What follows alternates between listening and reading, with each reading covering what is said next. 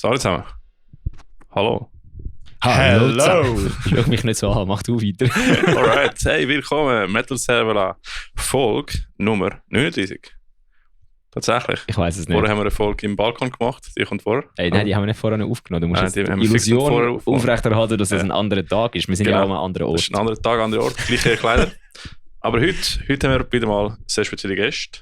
Und ich bin sehr gespannt, mal von denen mal ein bisschen mehr zu hören. Und zwar, wir haben hier den Tom und den Wally von Comaniac im Haus. Hallo. Hallo zusammen.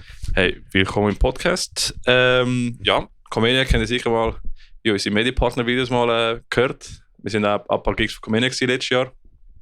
Und richtig solides Thrash-Metal. Und ja, ich würde mal gerne eine kurze Vorstellung mal von jedem von euch mal kurz hören, sodass die Zuhörer euch mal besser kennenlernen. Ja, soll ich anfangen, Wally? Ja, fang doch du an, Tom. Comaniac ist eine Thrash-Metal-Band aus Aarau. Geht es seit 2012, gell? Ich bin aber nicht von Anfang an dabei. Ja, ich übrigens auch nicht. Ja, also 2016. Das ist kein Gründungsmitglied. Ja, nein, 2012 ist stimmt, ja. Stimmt, ja. Genau. Ja. Voll. 2015 war das erste Album dann. Voll. Aber ich habe mit dem gemeint, eine kleine Vorstellung von euch selber, Ja, als Menschen. Ist okay, ist tipptopp. Aber das ist auch gut. Auch mit der Band bezogen ist auch tipptopp. Ja, also ich bin Tom, Bassist bei Comaniac. Ich komme aus dem Kanton Bern. In der Band bei Comaniac selber bin ich seit 2022. Mhm. Also noch das jüngste Mitglied bin ich auch und gleichzeitig auch noch das frischeste. Ja, so viel dazu. Wally, was sollst du sagen? Ja, ich bin der Wally. Ich spiele Leadgitarre bei Comaniac. Mhm. Ja, ich bin seit 2016 in der Band und ja, ich weiß auch nicht, was noch sagen. Ja. Das ist doch gut. Alright, wir haben Thrashers in der House heute. Normalerweise haben wir Metalcore-Leute, deswegen ist es interessant. Ja, es ist endlich kommen mal Leute auf Kosten, die den Podcast nicht hören. Weil ich glaube, unser Core-Publikum ist schon eher... Super, jetzt habe ich das Wortspiel gerade.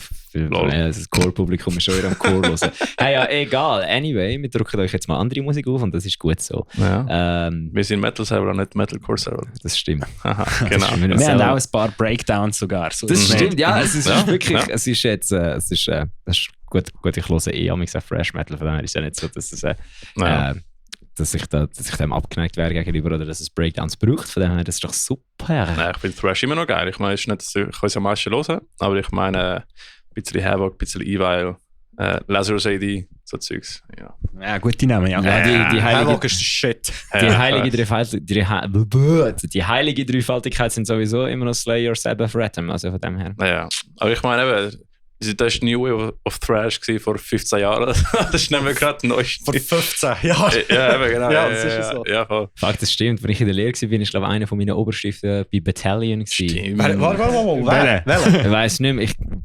Irgendjemand, als ich in der SR-Technik Lehre gemacht habe, ist glaube mein einer Oberstift Bassist bei Battalion. Der Luki. Ja, das kann sein. Das kann sein. Ja. Battalion war auch eine sehr gute Band. Aber... Und alle voll am Durchgehen, boah, der ist voll auf Tour und so, mega cool. Also, die sind dann so, ja geil, Alter, mega sick, geil, ja, Metal, Alter. Genau, und eben, ihr bewegt euch im Thrash-Metal-Bereich, oder? Aber in dem Sinne wollen wir auch mal tiefer kennenlernen und wissen, woher das Ganze... Ah ja, sorry. Hey, ist kein Problem. Ich bin mit mir selber am Spielen. Also, Alright, nein, ich bin nicht mit mir selber am Spielen. Ich bin mich selber am Unterhalten mit dem Kabel da. Genau. Aber ich würde mal gerne mal eure eigenen Storys mal hören, bevor wir zu der Band fokussieren. Oder zum Wissen, wo das Ganze für euch angefangen hat mit harter Musik. Ja, das hat eigentlich ganz früh angefangen, so wahrscheinlich etwa mit 9 oder 10 oder so, hat es angefangen mit Limp Bizkit und Rammstein, so Klassiker, oder? Kennt man ja noch nichts anderes. Und dann ist tatsächlich, wir haben ja vorher vom Gränicher Open geredet, mit 13 bin ich das erste Mal da und habe Cataract live gesehen. Damn. Und dann war vorbei gewesen, ja.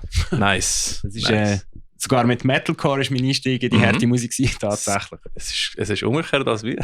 Das ist genau das Gegenteil, ja. Sehr nice, sehr nice. Aber nachher mit, eben, mal, wir können alle Details geniessen. Ich wollte Bandnamen hören, von was du dort gehört hast. Ja. Erste Bandnamen von den ersten Bands alles Mögliche. Also nachher hat, ich bin dann irgendwann in die FMS gekommen, das war mit so 16, oder? Und dort ist mit mir der Bassist von meiner ersten Band in die Schule gegangen und der hat mich so in die Oldschool-Thrash-Metal-Szene hat mir viel gezeigt dort, was es so gibt. Nachher, ja, dann ist es losgegangen mit so all diesen Destruction, die Deutschen zuerst, nachher immer mehr die amerikanischen.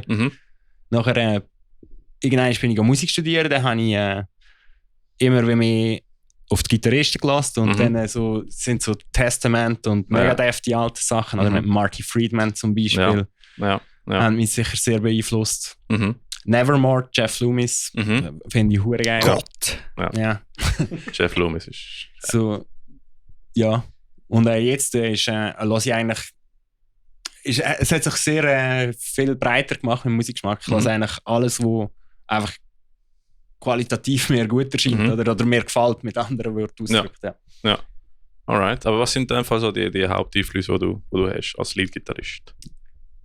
Ich finde das mega schwer, um so wirklich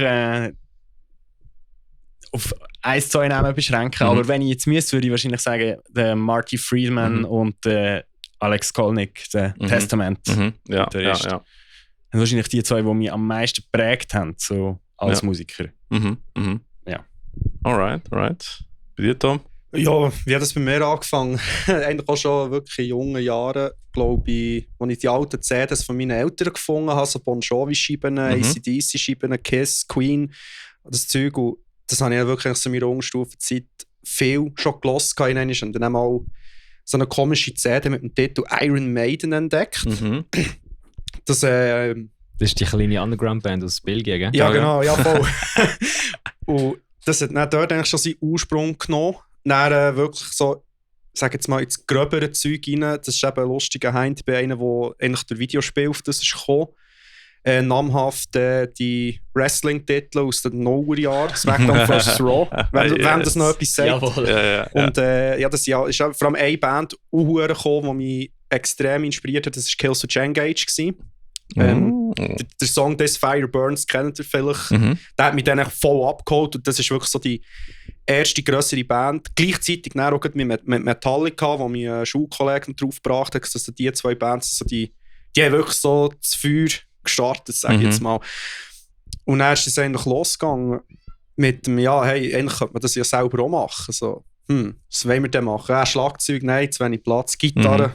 Das ist auch irgendwie überfordernd gewesen. Hey, was? Und ja, dann habe ich dort irgendwo mal gemerkt, so, hey, das ist ein Instrument, das mich eigentlich mega abgeholt hat. Mega Freude gehabt. Vor allem habe ich einfach gesehen, wie vielfältig das kann sein. Und ja, ich sage es jetzt eben, ich habe vorhin Metallica erwähnt, eben, jeder Bassist, Cliff Burton. Das war schon bei mir nicht Angst gewesen. Und eben auch die anderen 2 Metallica, Chase Newsted, Rob Trujillo. Würde jetzt Trujillo, excuse. Puerto Rico am Start. Ja. Würde ich jetzt so als meine Main Influences im Bass eigentlich wirklich mal sagen, die 3, neben Lemmy natürlich, wo ich jetzt würde sagen, die haben eigentlich einen riesen Impact gehabt auf die Art, wie ich Bass spiele und was ich spiele, wie ich spiele. Und ja, jetzt, was ich jetzt so hauptsächlich für Bands höre, also im Metalcore ist natürlich für mich auch das Thema. Ich habe vorhin Killswitch erwähnt. SLA Dying höre ich extrem gern. Trivium ist eine von meinen absoluten Lieblingsbands ever. Sie haben viel Thrash-Einfluss auch in der Musik. Ja, die haben eigentlich eine ganze... man kann sagen, 1,5 Thrash-Metal-Alben gehabt. Shogun und Crusade. Die Oldschool-Scheibe war Crusade, genau.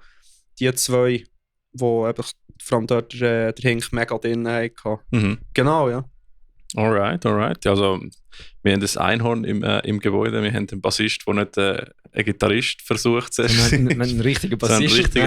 Bassist. Gut, vielleicht ist das halt einfach, vielleicht ist das außerhalb von der HC und Punk-Szene vielleicht ein bisschen für weniger ein Einhorn-Dings. Ja. Weil wir haben herausgefunden, jeder, der Bass spielt in einer Band, ist eigentlich ein Gitarrist, der einfach das Gefühl hat, wir haben es für Gitarristen, wir brauchen einen Bassist. Ja, genau. Ja, das ist sicher sehr häufig. Das gibt es oft und dann ist einfach immer so ich bin ja selber auch so, ich habe ja dann, nachdem ich angefangen habe, Gitarre zu spielen in einer Band, 7 Jahre später dann noch in einer Punkband angefangen Bass zu spielen. Habe dann aber eben so herausfinden, dass Bass gar nicht so simpel ist, wie es immer heisst. Du kommst zwar auf den Bass relativ schnell auf das Level, wo du mit einer Band mitspielen kannst, genau. aber das, was du ja vorher gesagt hast, Bass ist auch vielseitig. Es ist fast, du kannst fast dümmer tun wie auf einer Gitarre, habe ich das Gefühl. Vielleicht einfach, wenn mein Horizont sehr limitiert ist auf einer Gitarre, aber... Ja. aber also, eigentlich ist es ja etwas Gleiche, einfach tiefer. Du kannst eigentlich das Gleiche machen. Aber auf dem Bass sind Teil Sachen schon ein bisschen schwerer und halt das Slappen tönt geiler mit dickeren Seiten. Nein, ich meine jetzt mehr so, wenn du Gitarre spielst, kommst du auch gut mal damit durch, dass du einfach Vollgas durchschreddest und beim Bass musst du wieder so noch wirklich musikalisch noch schauen, was jetzt wirklich genau passt, wenn du mit dem Schlagzeuger zusammenspielen und alles. Wo bei der Gitarre halt amigs so ein bisschen, ja, wenn du jetzt Leadgitarrist bist, ist es nicht so, also schon wichtig, aber das ist so, kannst du auch mal sagen, gut, ich spiele jetzt einfach alle Noten, die gehen. Und dann kommt es schon gut. Also beim Bass musst du halt einfach mit dem Drum grooven. Irgendwo musst du immer die Brücke sein zwischen Gitarre und Drums. Und je nach Band, wo du bist, ist das einfach, dann ist es schwieriger halt. Ja. Das ist eben das, was ich beim Bass manchmal so ein bisschen, viele Leute das so vergessen, das wäre so noch so eine kleine Hauptaufgabe. Aber es kommt natürlich immer noch ein bisschen davon ab, wie selber, was du für einen Spielstil hast. Eben, er hat vorhin das Slap erwähnt, bist du mehr einer, der so funkiges Zeug macht. Ja, das ist halt das, weil viel ist es eben auch schwierig, dass sie einfach so, irgendwo musst du nicht den Fokus finden. Dann ist auch Pick-Bass und Finger-Bass auch noch dazu. Genau. Oder? Dementsprechend... Das kann Krieg auslösen, die Debatte. Ja. ja. Was spielst du, Tom? Live eigentlich nur mit den Fingern. Also sowohl bei Comaniac wie bei Irony of Fate bin ich nur mit den Fingern. Im Studio bin ich mittlerweile deutlich mehr auf Plektrum, weil du hast halt einfach... Es tönt einfach geil im Studio. Einfach der Attack oder vom Pictures. Genau. Ja.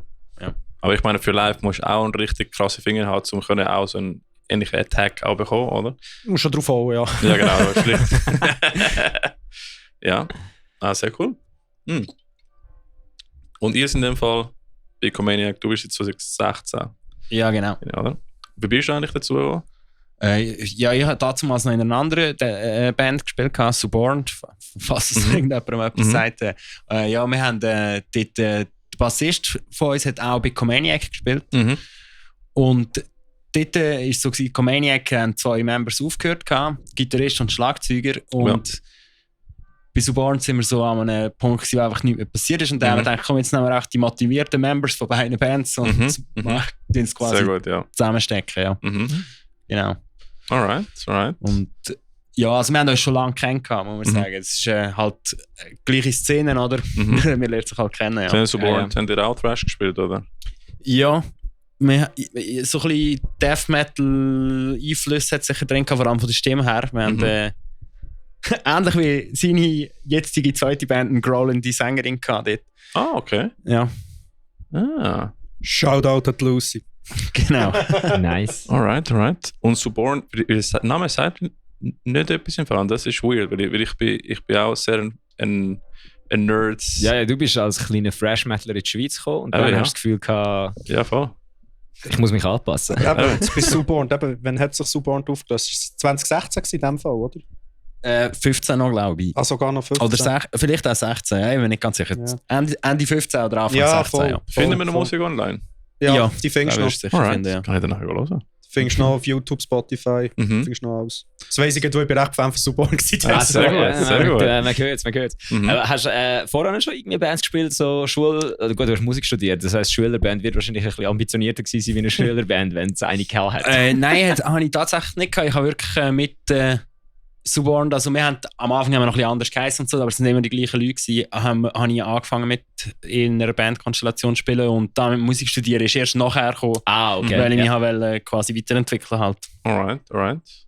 Und was hast du dort im Studium hauptsächlich gespielt für Musik? Es war ein Pop-Rock-Studiengang, aber eigentlich haben wir vor allem Jazz gemacht. Alright, spannend. Hey, was ist mit der scheiß Glocke von der Kirche? Ja, es ist schon lange. Es ist 5. Ah, 5, deswegen. Alright. Katholiken wieder vielleicht mit dem Dinoiser, den wir da haben, können wir nicht. Sonst ist es halt ein bisschen Schweizer Kultur in einem Schweizer Kulturpodcast. Ist auch gut. Kann man durchaus machen. Trinkst du ja auch Weltschlössli. Ja, genau. Aber, und Tom, du bist jetzt seit 2022 dabei. Ja, genau. Und wie war es bei dir eigentlich so gewesen?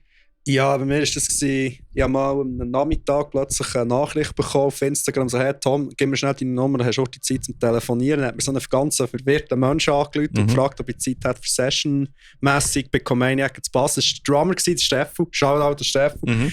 Und dann habe ich gedacht, ja, geil, machen wir.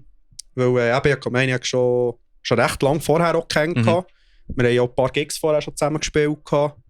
Wo ich eben mit Irony of Fate war, also da bin ich ja immer noch recht zusammen am Abend gespielt habe. Und dann habe ich gedacht, ja, geil, und ich war auch immer so ein kleiner Trasher gewesen. Und ich dachte, ja, kann man machen. Und fix dazu gekommen bin ich dann eigentlich etwa so ein halbes Jahr später gewesen. Dann die Session-Anfrage, das war im Sommer gewesen. Und dann im November, Dezember haben wir dann beschlossen, mich fix reinzunehmen, genau. Ja. Das ist so gegangen. Haben beide Seiten beschlossen. Genau. Genau. Also bist du dir eigentlich von Anfang an sicher gewesen? Ja. Also hast du noch dürfen Ja sagen? Ja, richtig. Okay. Und du findest so in 2 Bands spielen? Das ist geil. Das Coole ist halt daran, das ist immer ein Kontrast, oder? Sag jetzt mal.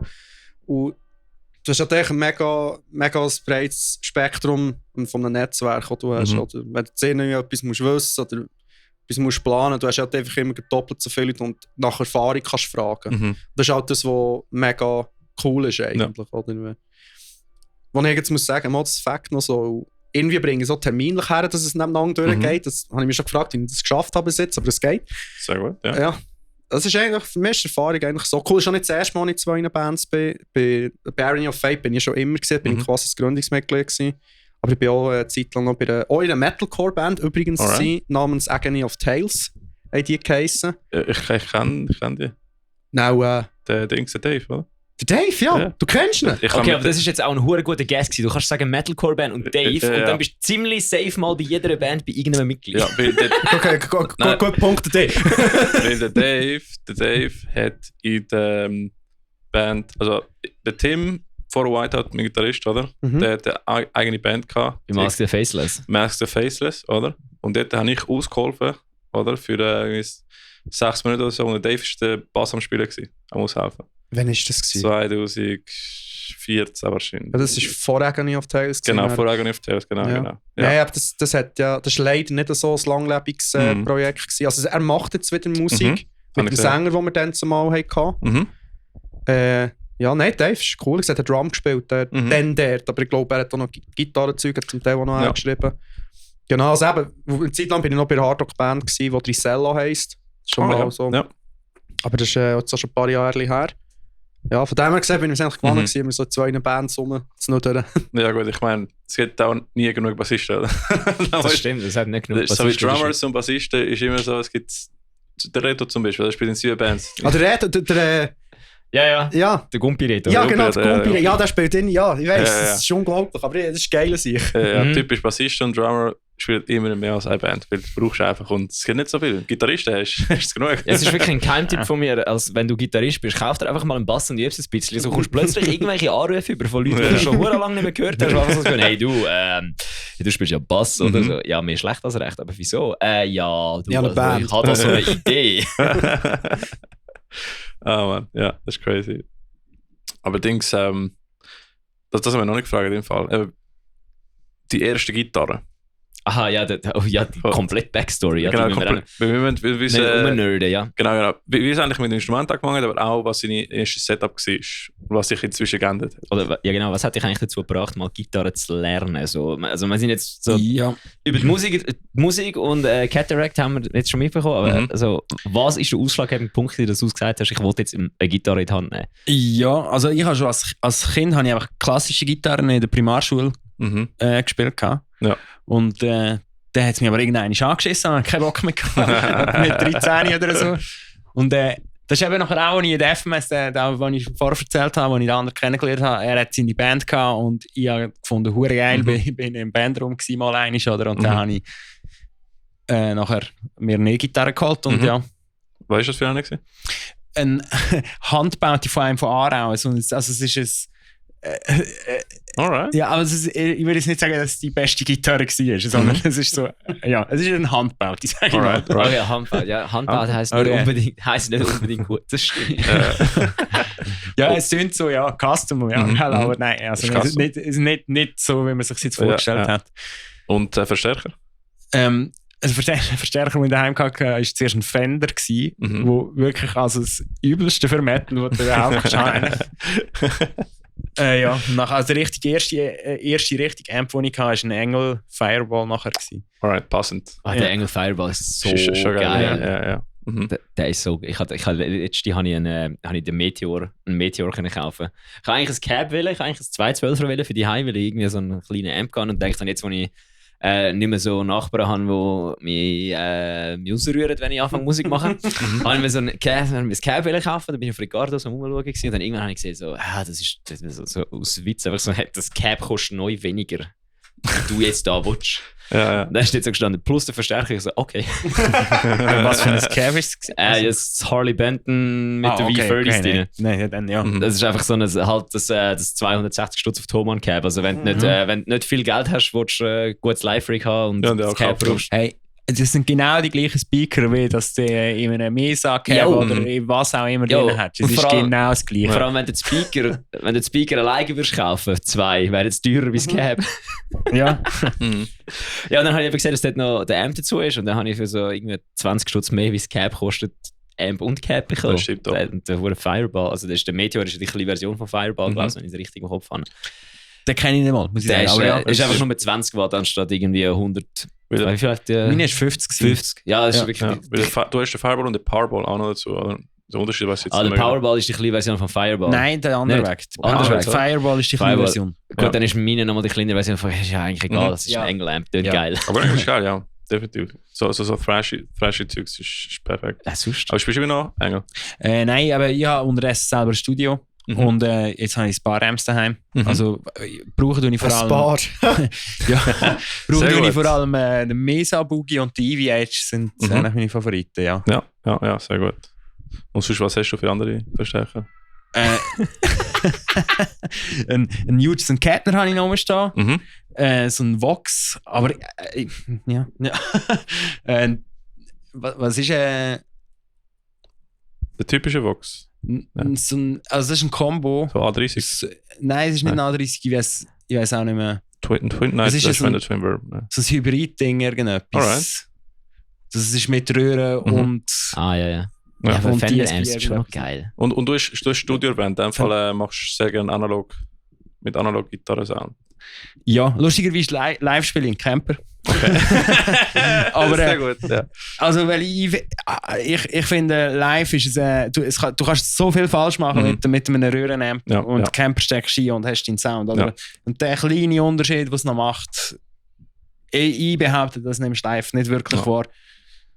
Ja, also der Ricky und ich sagen auch immer, die einzigen Leute, die das Unterschied vom Gitarrensound merken, sind die spielen. Vorher interessiert das eigentlich keine Sau. Ja, also es ist, wenn du es im Blindtest vergleichst, merkst du es nicht. Ja, nein. Es ist eigentlich unmöglich, weil du die Mikrofonposition hat ja so viel Einfluss auf den Sound, oder? Dass du kannst aus einem Amp so viel Sound rausholen, du kannst nicht mehr unterscheiden, ob jetzt das der Camper ist oder der Amp. Ja. Und live typisch, du rührst einfach den Mikro nicht, ist gut, oder? Ja. Du kannst nicht den Sweet Spot suchen. Oder? Ja, eben genau, ja. Und dann ist es eben sehr gut möglich, dass es mit dem Camper am Schluss besser geht, oder? Genau. Ja, ich habe eigentlich auch den Camper seit 8 Jahren und ich finde es super. Und eben, sonst... du hast halt alles in einer Kiste dabei, gell? Das ist immer geil. Eben genau, sonst der ganze Shit-Träger im Fall. Fucking Röhrenverstärker sind so heavy. Ja. Und die gehen so schnell kaputt. Aber ich habe lustigerweise wirklich, wenn ich im Studio jetzt einen Sound mit einem Camper mache, habe ich immer das Gefühl, dass das High-End einfach ein bisschen... Irgendetwas stört mich, ich kann nicht mal genau definieren. Es klingt einfach irgendwie so ein bisschen anders, weder ein Röhrenamp. Ja. Aber das ist etwas, was ich live merke ich da nicht. Wenn es halt so hure laut ist und so, dann... voll. Ja, also live hast du halt auch wahrscheinlich auch weniger gute Lautsprecher wie im Studio und alles. Ja, eben, ja. Du rührst ja durch den PA durch und ich meine, im Studio hörst du dann auch noch Gitarren allein, gell, und live hast du vor allem den Mix. Im Soundcheck schnell, aber ja. Und in dem Fall, aber du hast gesagt, Studio, du hast auch gerne selber aufnehmen in dem Fall. Ja, also auch das letzte Album von uns haben wir alles mehr aufgenommen und habe ich gemischt. Tell me more. Du hast gemischt? Ja. Okay, Tom, wir gehen einen Kaffee trinken, jetzt sind produzieren, wir können jetzt gehen. Also in dem Fall, der letzte Album ist self-produced? Ja. Krass, das klingt Also gemastert hat es Dan Suter von Echo Chamber. Ja. Legende, oder? Ich habe Mastering-Unterricht bei ihm gehabt. Ja. Also so ein Workshop. Ja, er macht super geil, Er finde ist ich. super sicher. Ja. Aber sonst der Rest bis dort haben wir alles komplett von A bis Z selber. Und das Mischen, wie bist du auf das gekommen? Ja, eigentlich vor allem, wenn du ins Studio gehst und eine Albumproduktion machst, dann hast du einen verdammten hohen Stress dort. Du kannst nicht den Take machen, bis er perfekt ist. Und eigentlich, ursprünglich ist es wirklich vor allem darum gegangen, ich wollte mir richtig Zeit nehmen, um ein Album zu machen und so geil wie möglich zu machen. Oder ich hoffe, das merkt man auch, wenn wir unser letztes Album lassen. Ja. Wir haben wirklich, es wäre unbezahlbar, wenn du da würdest in einem bezahlten Studio machen. Oder? Also ich bin sehr erstaunt, dass ich erst jetzt höre, dass Self-Produced ist. Im Fall der Sound ist mächtig. Ja, danke schön. Das ist wirklich, ja. Deswegen. Aber ja, also erzähl mal, wie ja, das stimmt schon, weil eben, wenn du überlegst, wir machen das Zeug jetzt ja auch bei uns mittlerweile und dann kannst du einfach wirklich einmal sagen, wenn du jetzt 3 Stunden an einem gleichen Scheissdreck kommst und einfach nicht für sich kommst, kannst du einfach mal sagen, fuck it, wir gehen jetzt einfach heim und dann können wir 2 Wochen einmal und schauen, wie es dann funktioniert. Ja, genau, das ist genau das. Und wenn du das in einem Studio müsstest machen, müsstest du dich für 3 Monate irgendwie einmieten und kannst es unbezahlbar leisten. Ja. Ich habe locker für den 9. Riff 50 Takes oder so, man. Und du liegst Gitarre auch. 50 gönnt ja noch. Ohne Scheiß, ja. Jetzt kommt so ein Besoffen aus dem Publikum, dann lernt doch einfach Gitarre spielen. Ja, es kommt auch ganz darauf an, was das du aufnehmen. Ja, das ist so. Aber wie du hast gesagt, du hast Musik studiert, aber hast du auch Tontechnik studiert? Oder hast Nein, das ist autodidaktisch. Alright, erzähl mal, wie jetzt angefangen? Weil das ist nicht deine erste Produktion. Nein, das nicht. Das sind ein Wunder, ja. Aber ich muss sagen, es ist die erste, wo ich würde sagen, dass sie professionell tun. Okay. Ich habe vorher so mehrere Projekte einfach so ein Song von einer Band mal oder ein EP von einer Band habe ich mal noch gemacht. Ja. Aber ja, eben, also es ist sehr unprofessionell halt dort eben noch gewesen, oder?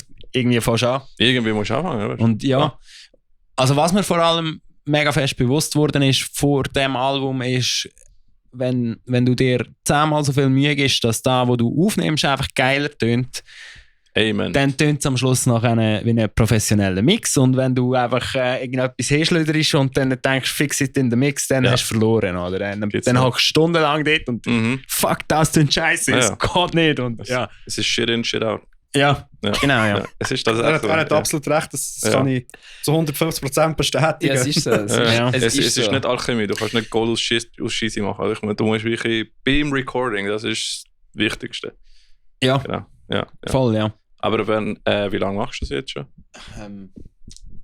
Ja, so angefangen habe ich wahrscheinlich vor etwa 8 Jahren jetzt. Und es ist, ja, das eben, wie gesagt, am Anfang habe ich es wirklich nur ganz nebenbei gemacht. Jetzt unterdessen arbeite ich auch mit ein paar anderen Bands noch zusammen. Das neue Zeug Firing of Fate ist übrigens so. Zum Beispiel, ja. Das Domination Cover ist das erste, was er gemacht hat für uns.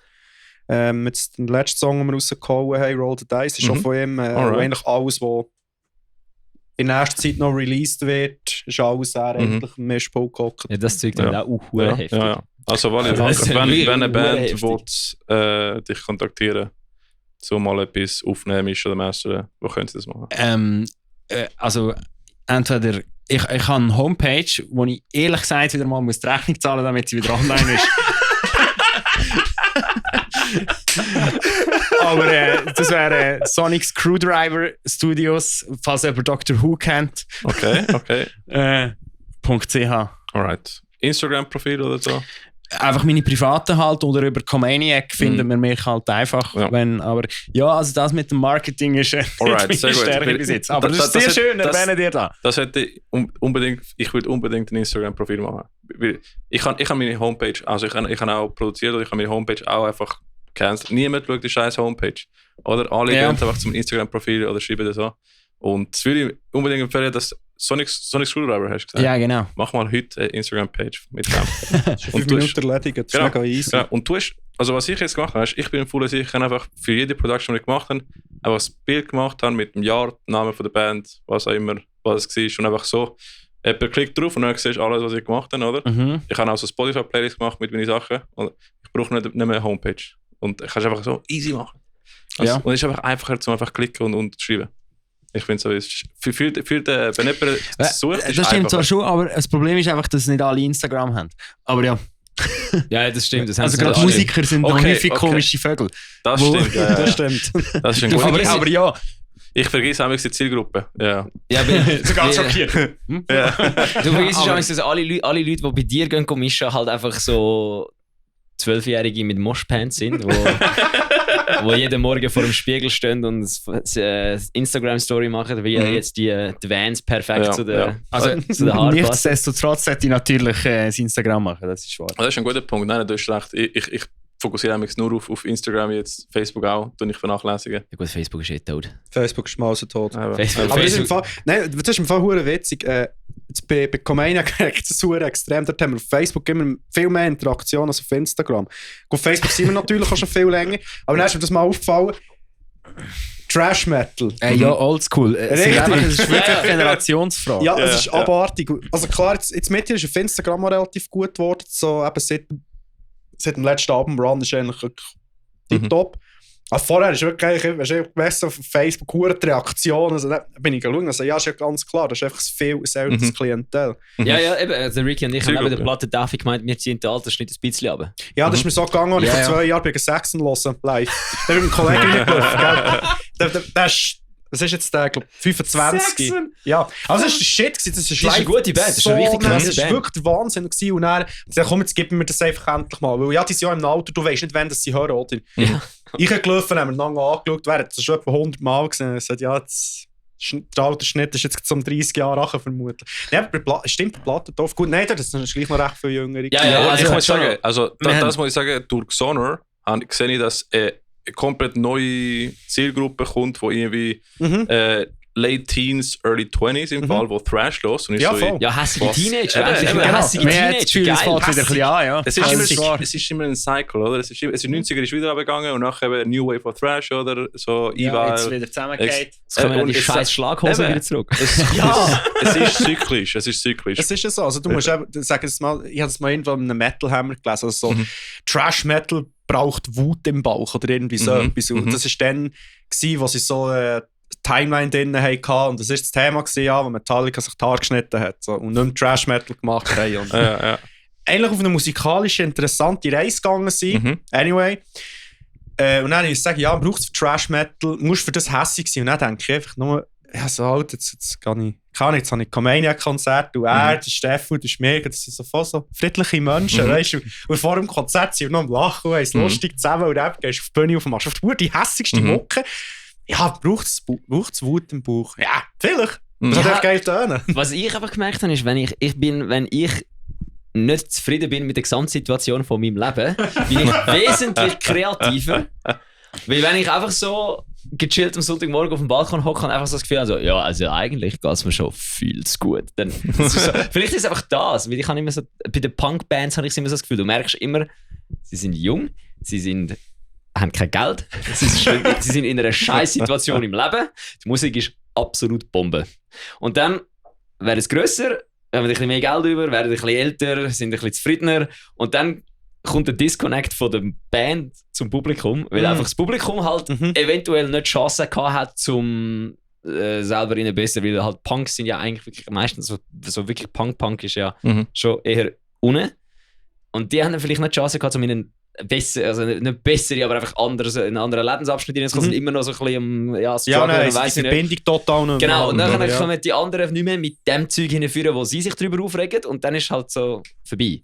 Und irgendwie habe ich das Gefühl, dass von dem her eben kann vielleicht, das ist wahrscheinlich eben auch das mit dem Metallica-Ding, dass einfach quasi eben auch dann wird... Ja, die sind natürlich schon extrem abgehoben in den 90er Jahren. Das ist aber auch Grunge hat dort auch, also weil vorher ist Thrash im Radio gelaufen, ich meine, ich bin ein mega grosser Scott Ian-Fan und ich habe seine Bücher mega gerne. Und dann erzählt er auch, wie in den 90er einfach plötzlich alle Verträge und alle Radio-Placements, so, alles ist auf Grunge gegangen.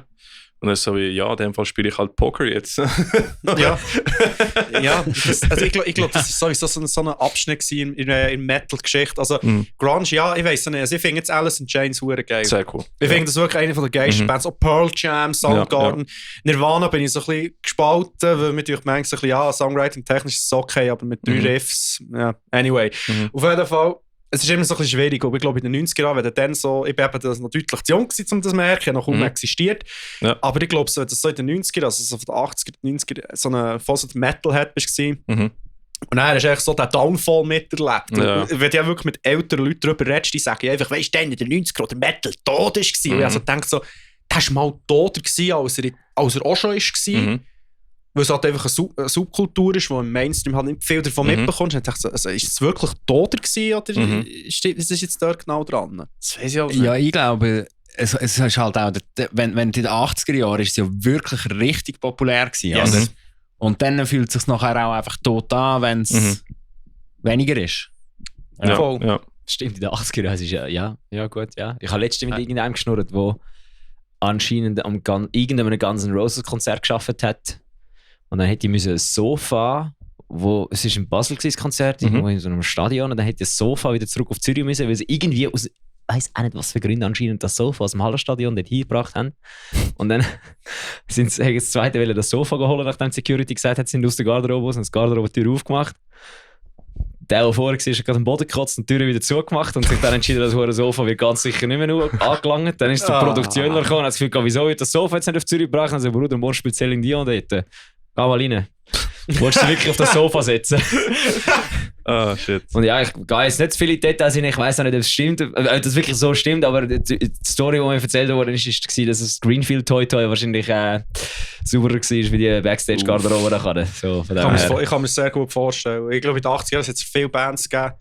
Also ich weiß nicht, aber es ist so die grösste Band aus den 80er Jahren. Ja gut, der Ozzy Osbourne Metallica. Metallica. Ja. Und das ist ja in meinen Augen, ich bin ein riesen Metallica-Fan. Ich finde Metallica der Wahnsinn, ganz ehrlich. Auch wenn die ganzen True Metal, Metallica hat sich verraten, nein, Bullshit. Die haben sich einfach weiterentwickelt. Genau, weiterentwickelt, ja. Und das ist echt der Punkt. Und das darfst du eben nicht. Das fällt denen ein. Ja, aber weißt du, dann hast du andere Bands, die seit 40 Jahren einfach genau gleich tun. Und dann muss ich dann auch sagen, so, du... Das ist brutal langweilig. Ja, das ist eigentlich, ja. Das ist auch so, das ist wirklich so, genau, das hat doch der Brian das gesagt, dass irgendwie Death Angel oder so, weiß nicht mehr, welche Band das genau Death Angel haben schon entwickelt, aber im gleichen Sound. Ja, aber die sind am Spektrum im Blieb extrem. Ja, aber er hat irgendeine Band gesagt, dann hast du das Gefühl gehabt, ja super, dann kann ich ja, also wenn ich jetzt die nicht, dann kann ich ja gerade so gut die andere Band wieder hören, die seit 40 Jahren genau die gleiche Musik macht. Irgend so etwas in die Richtung ist es. Ja. Also das ist einfach so, ja, das musst du doch nicht machen. Aber ja, sorry, ich hatte nicht wieder da, geh weiter. Alles gut. Ja, wo bin ich geblieben hängen? Eben, das ist so die populäre Band in den 80s. Da hast Rossi und seine Jungs, da hast Metallica gehabt, du hast Guns N' Roses gehabt. Da kannst du sagen, Megadeth, Slayer, Anthrax, die halt alle zusammen noch. Und ja, weißt du, ich glaube, die Konzerte, das ist aber schon so alles so ein bisschen, ich sage jetzt mal, chaotischer gegangen, wenn jetzt heutzutage. Also ich habe ja mal ein Video gesetzt von Disturbed, wo sie irgendwie so Drumcam hatten. Ich finde Disturbed mega geil, mega launige Musik, hure groovig. Und dann siehst du einfach die Leute dort, und weißt du, die sind voll am Abgehen auf der Bühne. Und du siehst einfach die Leute, die sind halt zusammen gerade dort stehen und einfach Dave Rayman anschauen. Und ich denke einfach nur so, die machen keine Bewegung. Und dann schaust du irgendwie Videos an, eben so Metallica in Moskau. Oh fuck. What the fuck? Die Leute voll am Durchgehen. Dann denkst du so, ja, die Zeit hat sich schon ein bisschen geändert. Ja. Das ist aber ein krasses Konzert. Das ist ich glaube, die grösste Metal-Show, die sie je gegeben hat. Ja, Pantera, Pantera, ja, Pantera, genau. AC/DC, Metallica und glaube sonst noch irgendwie. Ja, das ist so ein Foto mit russischen Militären, die dort sind. Ja, genau. Damals war es noch nicht groß, und da war Sowjetische Union. Nein, das war eben nach dem Fall. Das war das Konzert, das sie nach dem Fall gemacht haben. Darum war es eben. Und das war ja gratis. Und dort sind es wirklich, also es sind mehrere 100'000 Leute gewesen. Also wirklich richtig. Ist nicht sogar über 1 Million gewesen? Ich glaube, es ist möglich, dass es über 1 Million war. Das ist auch die größte. Crazy, ja. Ja, das ist die vollkommene Eskalation, musst du dir das mal vorstellen. Aber eben, das ist auch logisch, dass das so eskaliert ist. Natürlich. Wenn du überlegst, es sind Leute, die jahrelang nichts hatten und dann das. Ja, dann haben sie einfach so Crème de la Crème von dieser Szene aktuell geht, oder? Und literweise, Millionen Literweise Bier und Wodka. Wie viel Bier die haben. Stell dir das mal vor. Weil am Wacken haben sie eine scheiß Bierpipeline bauen. Wie viel Alkohol muss dort geflossen sein? Ja, das kannst du dir nicht vorstellen, habe ich das Gefühl. Ob dort die Versorgung funktioniert hat, ja. Wahrscheinlich nicht. Aber ich glaube, also, ja, die Zeit ändert sich auch, aber ich glaube, es ist auch das Umfeld, weil heutzutage bist du als Mensch sehr überstimuliert von Film, Videogames, Musik. Es kommt so viel. Es ist alles so visibel in dem Sinn. damals war es wahrscheinlich irgendwie spezieller gewesen, so wie, oh, Konzert dann, geil, das sehe ich nicht jeden Tag, oder? Ja, ich glaube, das hat auch noch einen Punkt. Ich meine, wenn du heute das Konzert schaust, gehst auf YouTube und gehst in die Band live das Jahr und dann hast du in der Regel irgendeinen Live-Zusammenschnitt davon. Genau. Ja, schon nur vor 20 Jahren ist das, was YouTube noch nicht gegeben hat und das Internet noch nicht so überpräsent im Hosensack war. Ja. Hast du gewusst, eine Band kommt in die Stadt und die kommt vielleicht in 2 Jahren wieder mal und ich werde das mal sehen. Und da bist du natürlich mit einem anderen Enthusiasmus dahinter, glaube ich. Oder stell dir vor, ist auch... Bands haben wahrscheinlich auch weniger Leistungsdruck gehabt. Ja. Aber darum hat sich Drogen nehmen backstage. Es ist einfach scheißegal, ob sie das verkackt haben oder nicht. Ja. Ich glaube, es ist auch die Accessibility, wo du hast auf Musik, weil zum Beispiel, wenn eine Band mal gekommen ist, wo du noch eine CD hast, oder vielleicht ein iPod drin gewesen, so wie, oh shit, da muss ich zwingen, aber jetzt Spotify so, ja, da ich kann keine Playlist und so. Ich kann kein Lied mehr auswendig von neuen Bands, von Bands, die ich geil finde. Ich kann keine Lieder mehr auswendig. Ja. Bringst mir aber irgendeinen Song von vor 20 Jahren, den ich als Kind mal gehört habe, den kann ich immer noch, weil einfach du hast die CD gehabt, du hast auf dem iPod gehabt, du hast so 16 GB Musik gehabt und du hast das müssen hören. Und jetzt ist es so, oh cool, das neue Polaris-Album musst du raus. Du hörst es einmal und dann kommt Spotify wieder, hey, du müsstest noch das hören und das und das und das und das. Und dann denkst du, es ist eine Überstimulation. Mega. Ich habe das beim neuen Metallica-Album so extrem stark gemerkt. 72 Seasons heisst ja das. Aber ich habe beim Namen Mühe. Und ich weiss noch so, die Hardware, die habe ich ja gesucht wie eine Ehre, die rausgekommen 2016. Und Death Magnetic, die im 08, jetzt merkt ihr schon, die hat noch 4 Jahre Sprung. Ich habe die Scheiben gesucht, ich könnte jetzt die mitrollen. Wenn ich besoffen bin, mache ich so. Aber beim neuen Album, wir haben glaube auch schon drüber gehabt mal, das weiss ich, als sie die erste Single dann rausgehauen haben vom 72 Season, haben wir im Bandraum dann drüber gehabt. Aber das ist doch die Electro Key etwas?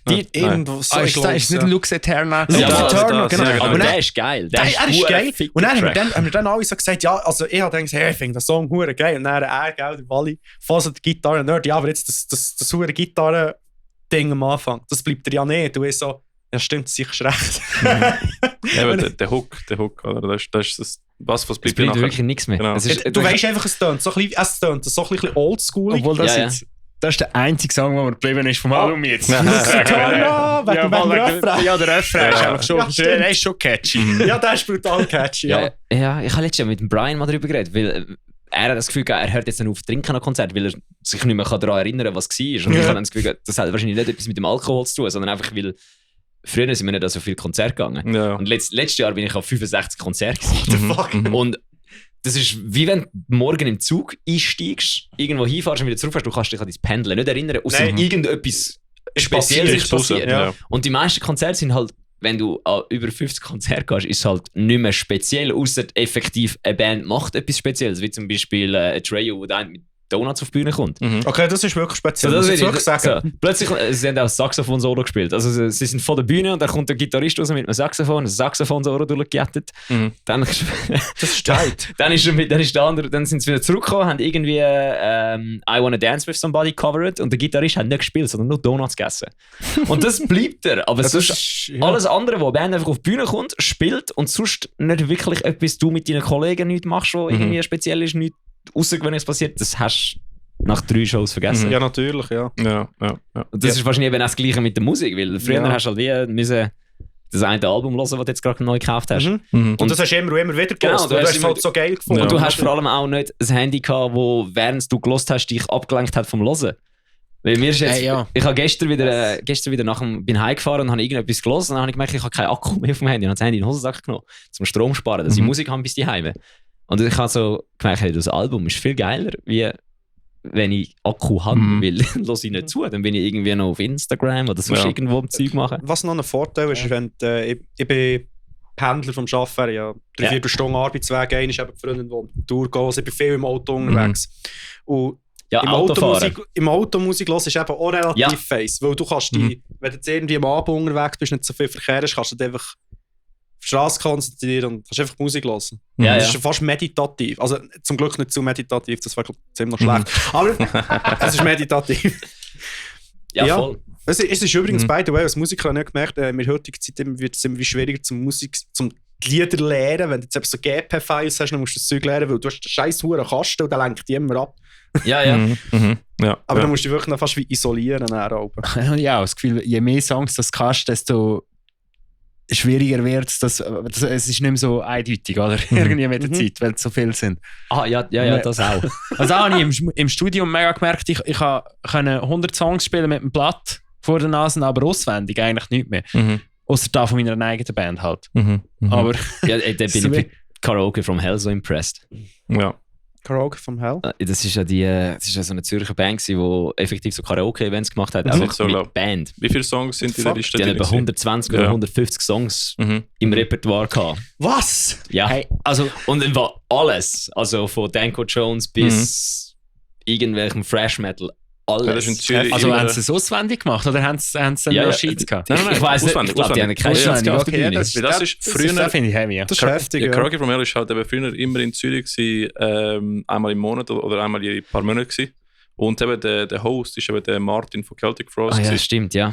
damals, oder? Und da ist das brutal crazy gewesen, was die abgeliefert haben. Ja, vor allem, sie haben jeden Song einfach können und einfach so gut gespielt, wie eine Band gespielt Und die hätte. eigentlich quasi fast Wunschkonzerte können machen. Ja, Sag genau, mal, ja. das Du Lied hast eine und Liste, und du tust dich anmelden und nachher rufen die Namen, spielen den Song, du singst den Song, dann gehst du runter und kommt der nächste. Und das haben sie 2 Stunden gemacht oder so, oder länger. What the fuck? Ich habe es eben am Wacken mal gesehen. Das ist Die haben sogar das im Wacken? Sie haben es am Wacken gemacht, ja. Heftig. Es ist sogar nicht einfach irgendetwas Ähnliches gewesen. Es ist effektiv Karaoke from Hell gewesen. Alright, ja. Am Wacken, Alter. Da habe ich so gedacht, so. Kann ich dir echt noch Salz kaufen? Ein Bier Sicher, abholen? das habe ich Ich geholt. wollte sagen, willst du auch noch ein Bierchen? Nein, ist schon gut. Oh, gut.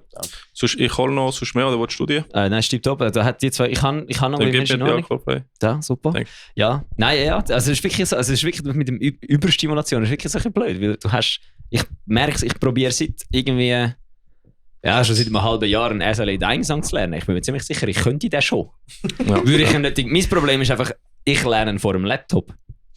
Ich habe auf dem Laptop das Zeug offen, um den Song zu lernen. Und dann habe ich halt einfach das Problem, dass ich den Bildschirm vor mir habe. Und dann das Internet halt will, dass ich mehr Sachen anklicke. Ja. Das YouTube mich halt dazu bringen, nicht nur das eine Video zu schauen, dass ich länger dabei bin. Da gibt er wirklich den Tipp, hol den Guitar Pro und das ist deine Ruhe. Ja.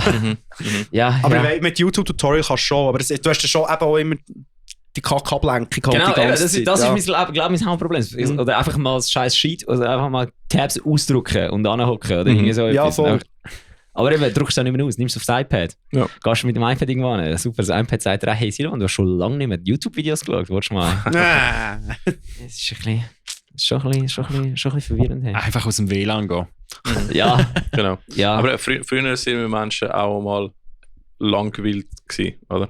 Dementsprechend Ja, das ist sind wir nicht mehr. so dynamischer, weißt, ist langweilig und dann kommt das Konzert so, oh geil, und einfach voll Kanne alles geben, oder? Und nachher ist wieder mal langweilig, bis mal Ja, so sich mal langweilig ist eigentlich schon gut. Ja, Ja, also voll. das ist Ich mega... vermisse Also, amigs Weg. Ja. aber also künstlerisch ist da eigentlich mega wichtig, dass man sich ab und zu langweilt. Mega. Weil dann kommst du auf komische Ideen, die geil sind, oder? Je Ja, nachdem. das ist stimmt. irgendwie, ja. Das ist so, ja. Wenn es dir nie langweilig ist, dann kommst du dann, ja, du denkst gar nicht nachher über irgendwelches Zeug, wo kreative Sachen, oder? Du bist immer an etwas dran. Also die Zeit, wo ich am meisten Songs gelernt habe, zum Beispiel Trivium und so Zeugs, ist, als ich in Peru gelebt habe und wir hatten kein Internet gehabt. Und ich bin einfach zum Internetcafé gegangen, habe mir Tabs abgeladen in Textform, habe die in einen Stick rein da, heim mitgenommen und die einfach gelernt, oder? Und dann habe ich so viel Musik Ja, was gelernt. willst du machen? Das Problem ist, nachher haben eben Leute in Ultimate Guitar einfach die Tabs falsch geschrieben und dann haben die jetzt Ja. falsch gelernt.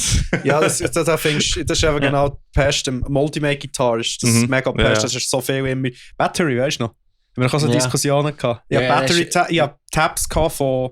Nein, also schon irgendwie aus dem Internet gehabt, aber die waren auch von Ultimate Guitar. Gewesen. Aber ich habe GP-Files davon gehabt, sie haben einen Flame von YouTube gehabt, die ich quasi gekoppelt habe. Also nein, das stimmt nicht mal. Ich habe noch mal ein anderes GP wie du. Stimmt. Und der Schmirgi hat auf YouTube das Video Ja, geschaut. stimmt. Das Das ist werden einfach alle etwas anderes Ja, gelernt. ja, voll. voll. geil. Und Jawohl. ich hatte das Falscheste gehabt, also das, was am meisten falsch war von allen. Und bin noch die gute Nudel gewesen, die bei uns in Dropbox aufgeladen habe. Ich habe das Gefühl, ich bin jetzt ein geiler Sieg. Mann. Ja, das stimmt. Wir haben mal im Geschäft, wo ich früher geschafft habe, haben wir auch so eine Firmenband gehabt.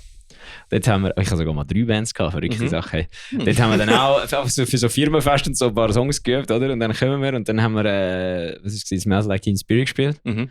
Und dann haben alle etwas anderes gespielt, weil einfach das YouTube-Video und das Musikvideo und der Song nicht gleich lang sind. Oh, so Radio-Edit oder so?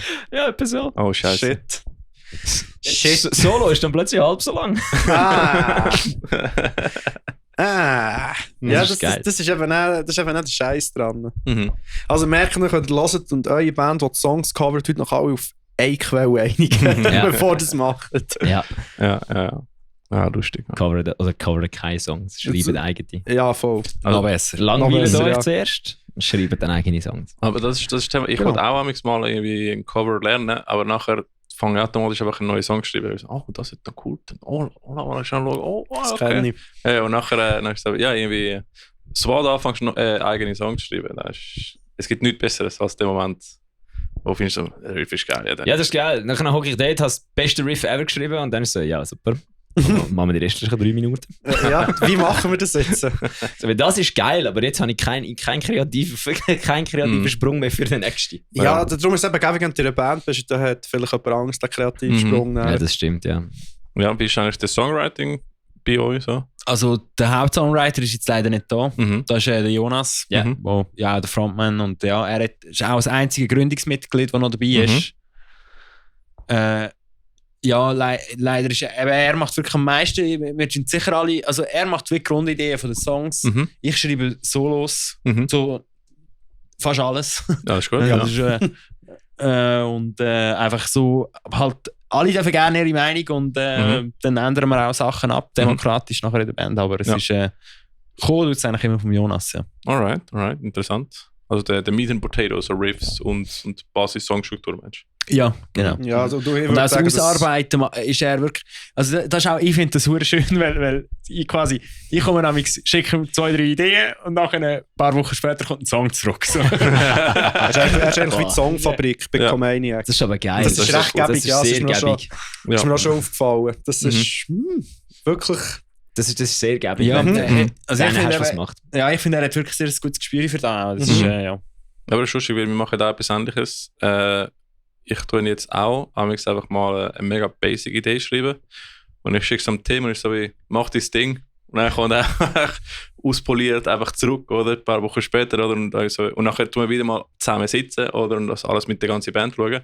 Aber ich weiss schon, nur in dem, ich schreibe mal etwas und so wie, ich weiss nicht wie weiter. Also vielleicht habe ich so einen Verse, Chorus, vielleicht einen Breakdown oder so irgendwo einfach schicken und dann können wir wirklich mal etwas Neues aus dem daraus machen. Da muss ich nicht irgendwie die ganze Zeit sagen, ich muss wieder an einem Song schaffen. So, irgendwann komme ich einfach an den Punkt, wo ich so wie, ja, keine Ahnung, ist gut. Schau mal, was du kannst machen. So Ping-Pong spielen. Ihr mit euch 2 Gitarristen in der Band sind es hure schön. Ja. Also der Luxus so nicht zum Glück in jeder Band und ich bin überall mit 2 Gitarristen. Das ist schon geil. Das ist wirklich geil. Für das ist es wirklich geil. Ja.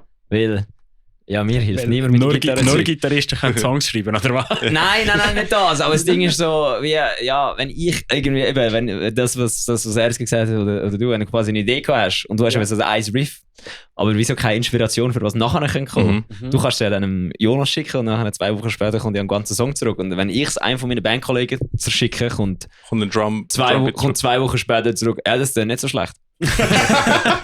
Okay. Ja, das kenne ich auch. So, ja, das ist cool. Was könnte man da noch machen? So, ja, Bro, ich spiele nicht Gitarre, ich weiss es nicht. Ja, als einzelner Gitarrist bist du alleine. Ja, aber sonst ist das schon gut. Nein, so ist es ja nicht. Also, kommt ja immer irgendetwas raus dabei. Aber jetzt muss ich noch eins fragen, was spielen die für Gitarren? Wir haben es nämlich nicht herausgefunden letztens. Tatsächlich. Gitarren sehen nämlich absolut sexy aus, aber ich habe es nicht herausgefunden. Ich spiele ein Demoness und das ist shit, alright. Ja, es ist, also du kennst es in dem Fall, oder ihr kennt es in dem Fall. Die sind teuer, Mann. Ja, das ist jetzt so eine richtige Custom-Gitarre, ja. Ja, voll. Also die sind alle andere Scheiße, ja. Das ist blöd, wenn du etwas Gutes kaufst, gell? Ja. Aber Demoness, haben sie nicht so eine mega lange Waitlist? Ja, ich habe etwa 5 Jahre drauf gewartet. Was? Das ist wahr, ja. Ist ein Typ, der das macht, oder? Es sind 2, die zusammen arbeiten, aber also einen ist so der Dylan ist der eigentlich so der Kopf ist und der hat einfach noch einen Gehilfe. Das ist so der Igor. Das ist so der Holy Grail von allen Gitarrenforums, Demoness. Und die auch im im After-Sales Market, wenn du wieder verkaufen im Fall, du verlierst kein Geld. Nein, im Gegenteil. Wenn du neu kaufst, wartest du mal ein paar Jahre und darum kannst du, ja. Du kannst gewinnen. Aber ich will sie sicher nicht verkaufen. Nein. Krass, du bist, glaube ich, der erste Mensch, den ich kenne, der Dämonen hat im Fall. Ja, also es hat auch viel Geduld gebraucht, muss man sagen. Ja, das glaube ich. Wie viel Mal hast du vergessen, dass du die Gitarre bestellt hast, bis sie dann weg war? Und schon wieder eine neue gekauft. Das ist mein Problem. Wenn ich eine Gitarre bestelle und dann 5 Jahre warte, hätte ich wie du gesagt hast, ich hätte bis jetzt 7 neue Gitarren. Genau. Irgendwann läutet so der Beste durch, das riesen Päckchen für dich so, wow. Aber da war noch was. Nein, es ist wirklich, also es ist etwa, am Anfang hat es geheißen, es wird 2 Jahre gehen. Mhm. Und nachher habe ich ihm halt mal geschrieben und habe gesagt, ja, es verzögert sich noch ein bisschen. Und ich habe ihm sicher etwa so 7-8 Mal geschrieben, wie lange das jetzt noch geht. Oder? Also es ist immer, ich habe immer wollen, komm jetzt. Aber es ist, ja. Oh, krass. Oh, geil. Voll. Nicht gewusst. Und der Jonas hat auch einen Custom-Gitarre, ich habe leider den Namen vom Gitarrenbauer vergessen. Es sind schon Custom-Gitarren. Ja, ich habe schon gedacht, ja. Was war das gewesen? Vorher hatte er doch die Signature-Gitarre vom Gitarrist von Motorhead. Ja, Lag, ja. Von Phil Campbell. Genau. So ein Explorer. Ja, so eine Art Explorer. Ich kann eben Explorer. Ich kann eben Genau. Akustikgitarre, aber elektrisch habe ich nicht gewusst, gibt es auch. No. Ich glaube, sie machen nicht so viel elektrische. Ich glaube, es ist, aber sie haben auch Phil Campbell. Die Signatur haben so viel Welt gemacht. Ja, und es ist halt einfach für den Explorer, das weiss der mal gesagt, es ist deutlich handlicher, als wenn du jetzt eine richtige Explorer der Explorer ist verdammt zu einem Römerschild, das da Hang hat. Ja. Und die ist halt relativ gäbig. Aber ich weiss im Fall echt auch nicht an die Flying V, also Flying V, Anführungszeichen, die er jetzt hat, ich keine Ahnung mehr, was das für ein Hersteller ist. Ja, also es ist eben auch so ein Einmalbetrieb. So ja, voll. Spannend. Alright. Voll. Das ist geil. Ich mag mich nicht mehr an Namen erinnern, leider. Ich weiss es auch nicht mehr. Alright. Nimmst du die auch ins Ausland mit, der Konzert? Oder ist es dann irgendwann so, gibt's irgendwelche, wenn ihr eine Tour macht, gibt es irgendwelche Regionen, wo du sagst, ja, ist zwar schon die beste Gitarre, die ich habe, aber die lassen wir jetzt mal die heim. Bis jetzt noch nicht, aber ich habe wirklich einen bombenfesten Koffer dazu. Also der ist wirklich, du kannst drauf rumgumpen, da passiert nichts. Ja. Und ja, also ich habe jetzt noch nie Bedenken gehabt, wegen dem schönen Koffer. Ja, wir gehen eben im Sommer auf Polen und ich denke mir immer so, nimm jetzt meine Gitarre mit, die es noch einmal auf der Welt gibt, die ich sie selber gemacht habe, oder machen wir jetzt... Ja gut, weißt du, ich sage grundsätzlich, Van abschließen und irgendwo herstellen, wo... Ja. Wo er nicht in der Pump ist, dann ist das das Problem. Ja. Also zum Stellen, oder was? Ja. Ja. Ja, ich habe die Gitarre für 80 Stutz gekauft und dann habe ich sie halt einfach quasi selber zurecht gemacht und darum ist es einfach so, die ist nicht viel wert, aber einfach... emotional das ist einfach so, das ist meine Gitarre, die gibt es genau einmal. Genau. Aber ja, du. Aber da muss verdammt dumm laufen. Ja. Gut, Gitarre kannst du auch ins Hotelzimmer nehmen. Ja, das ist das Kleinste. Solange du nicht auf Italien gehst, ist alles gut. Also wenn der Trailer mal weg ist, ist es sowieso beschissen, oder? Ja. Ich habe bis jetzt nur Storys gehört von Bands, die auf Italien gegangen sind, die nachher ohne ihr Equipment heimgekommen sind. Warte jetzt mal, Havoc, ist das Havoc gewesen? Ich weiss, dass denen vor ein paar Jahren ist dann noch mal der Van aufgebrochen worden. Also der Anhänger von ihrem Tourbus ist noch aufgebrochen worden. Mal. Aber das ist schon ein Zeitchen her. Ja, also es gibt schon immer wieder so Geschichten. Der Gitarrist von Destruction, dem ist mal eine Gitarre geklaut worden. Aus dem Backstage. Nein, der Mike noch da. Ich glaube, bei gewissen Bands hat extra ein Mitglied immer in der Band geschlafen, so dass eben nichts weggeht. Das habe ich auch gehört, ja. Ja, ich habe mal die Story gehört, dass Guys hat, nehmt alles mit ins Hotelzimmer und lassen das Auto offen vor dem Hotel stehen. Also einfach nicht abgeschlossen. Ja, da brichst du nicht auf. Ja, genau, dann will aufmachen tun sie sowieso.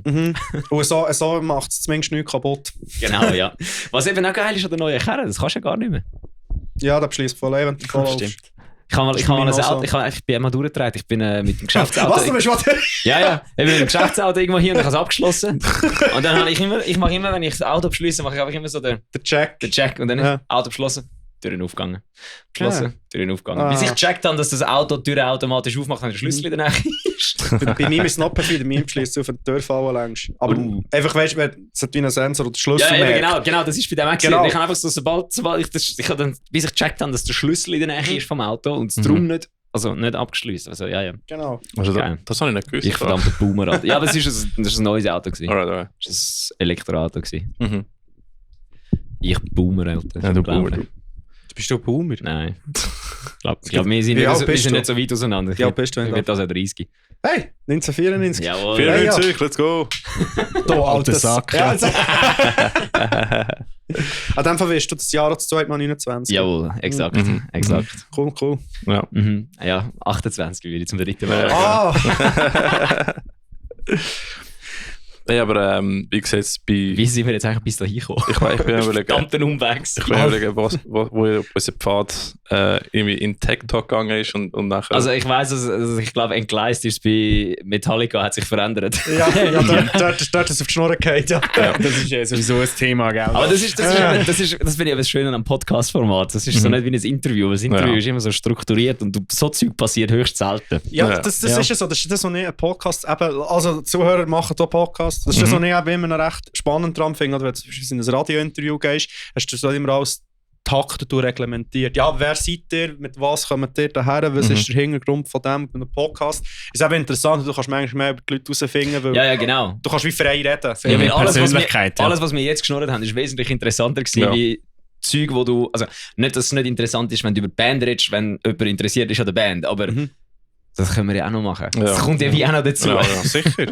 Ich versuche immer am Anfang mal so ein paar so die gleiche Struktur zu haben, weil ich weiss, irgendwo gehen wir off Topic und für eine Stunde und dann ist das gut. Irgendwann steht einer auf so einem Pflasterstein und dann auf die ganze Straße umkehrt. Ja. Ganz genau. Das war ein guter Beschreib. Nein, mir gefällt so das Format, so einfach frei reden. Gut, dann war das der Podcast. Ja, gell.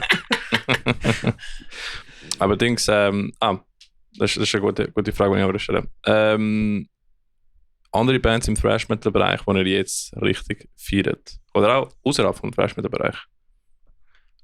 Ich fange mal außerhalb vom Thrash-Metal-Bereich an. Weil ehrlich gesagt sind es mehr außerhalb vom Thrash-Metal-Bereich. Aber im Moment, Between the Buried and Me, finde ich grossartig. Protest the Hero. Oh, du bist so in 2015 erschienen. Das habe ich vor 10 Jahren mega viel gehört. Ja. Das ist eine gute Musik. Ja, allgemein, also die meisten Sachen, die progressiv sind, ich auch beim Thrash-Bereich gerade habe ich lieber so die technischeren und progressiveren Sachen halt. Wie zum Beispiel, also ein Extrembeispiel wäre Watchtower, falls da jemand Watchtower, nein, kann ich nicht. Aber das ist sehr ein nerdiger Shit, ja. Muss ich mal abchecken. Oder Toxic oder also ja, mehr so in die Richtung irgendwie. Muss ich mal gucken. Das sind aber nicht moderne Bands, die gibt es auch schon ewig. Aber ich bin immer noch dran hängen geblieben. Also. Ja, das ist auch okay. Ja. Früher war es alles besser gewesen, oder? Aber Death Angel, von denen haben wir es vorher mal gehabt. Das finde ich von den klassischen Trash-Bands, die aber immer noch aktuell sind, oder? Die finde ich hure geil. Ja. Death Angel war mein erstes Metal-Konzert. Schon? In Peru, 2010. Ich spiele es hure geil live. Ja, Death Angel ist wirklich in Peru cool. haben sich die Leute auch so auf die Fresse gehauen. Oh ja. Fucking hell. Dort habe ich noch... Lateinamerika ist insane. Ich habe noch Crowdsurfing gemacht, genau, mit... was will ich sagen? 16? Ja, genau. Ja, ist ein Defo oder so? Ja, Dings, ich habe so geschaut, weil es dann Securitas hatte und ich so, der schaut gerade nicht. Alright, stopp! Ja, nein, Death Angel sind grossartig. Ja. Also, wenn wir schon Fachmänner haben, was haltet ihr vom Slayer-Comeback? Schwierig. Schwierig. Für mich ist es schwierig. Ich weiss nicht, ich habe Slayer einmal live, also nur einmal live gesehen, ja. Wahrscheinlich wird es die Aussage schon allein gekreuzigt. Nein, wieso? Das ist schwierig. Und ja, so live gesehen, ist geil, alles easy, und dann haben sie gehört, ja. Aber sind wir ehrlich, dann, was ich ja schon die Auflösung, also, wann ist das gewesen? 2019, als ich gehört habe? Ja, ich bin immer noch der Meinung, sie sind schuld an Corona. Slayer ist da gewesen, alles gut. Aha. Slayer sagt, sie lösen sich auf. Ja, Corona. Das ist der Missing Link gewesen. Ja, das kann sein. Nein, auf jeden Fall ist dann schon irgendwie, es sind schon Interviews im Internet rumgegeistert von Leuten aus ihrem Umfeld oder von ihnen selber, keine Ahnung. Eine Zeit lang ist sie auf Metal wie heißt es? Metal Infection? Ja, Injection, Metal Injection. Oder Injection, genau. Und Blabbermouth, also gut, das ist ja der Gary King, excuse, ist ja dort, wo immer wieder nach seiner Meinung gefragt worden, wie der Corey Taylor. Aber der Corey Taylor. Dann ist schon wirklich schon diverse Leute so gesagt, so, ja, nein, Slayer, die haben zu früh aufgehört. There is still gas in the tank. Ich dachte, ja, sicher, es gibt so viele Bands, die immer noch on Tour sind, immer noch Zeug machen aus dieser Zeit, Metallica, Megadeth, all die ganzen... Ich weiss nicht, ich finde das Comeback komisch. Aber ich meine, sie haben sich gesagt, sie hören auf und ich meine, Spinners hat ja so endgültig getönt dann. Ja, eben, das ist es. Das ist nicht wie bei Black Sabbath. Black Sabbath hat klar kommuniziert, wir hören auf. Sie können auch nicht mehr. Ja, das ist mittlerweile das andere, aber der, der Sabbath hat gehört, ist wirklich auch noch das Ding gewesen, aber für einzelne Konzerte lassen sie sich offen, wenn mal irgendwo, ich weiss doch nicht, irgendeine einzelne Show mal hier oder dort, das haben sie nie ausgeschlossen. Mhm. Bei Slayer ist es einfach so der End gewesen. Ja, voll. Das habe ich eben auch immer das Gefühl. Genau. Weil ich habe so eine gute Beziehung mit so Bands, weil ich habe 2012 einen riesigen hure Scheiß gemacht. Was hast du gemacht? Jung und dumm bin ich gewesen. Was hast du gemacht? Bin ich als Wacken. Oh. Und dann der Wacken Scorpions gespielt. Fürs letzte Konzert. Oh ja, das ist auch mal so eine Run. Das letzte. Scorpions haben das letzte Konzert gespielt. Und ich so, ja gut, eigentlich, ich muss jetzt die Musik nicht unbedingt, aber ja. Hast du schon geile Tracks? Haben schon geile Tracks, aber das Ding ist wirklich, Suicide Silence hat gleichzeitig gespielt. Oh. Und ich so, ja, gut, aber ich habe hier Suicide Silence noch nicht so gelost, aber alle meine Kollegen sind hier. Das heisst, ich bin dann alleine gegangen, das letzte Konzert. Das letzte Konzert von Scorpions schauen. Ja, mein wo Gott. richtig scheiße war. Ihre Farewell-Tour und dann ist ein Jahr später ihre Comeback. Ja. Und dann richtig scheiße, wirklich nicht ein gutes Konzert gewesen. Einfach so, also es ist wahrscheinlich schon ein gutes Konzert gewesen, wenn du Band geil findest. Und weiss nicht, also ich bin da gestanden und so, ja, okay.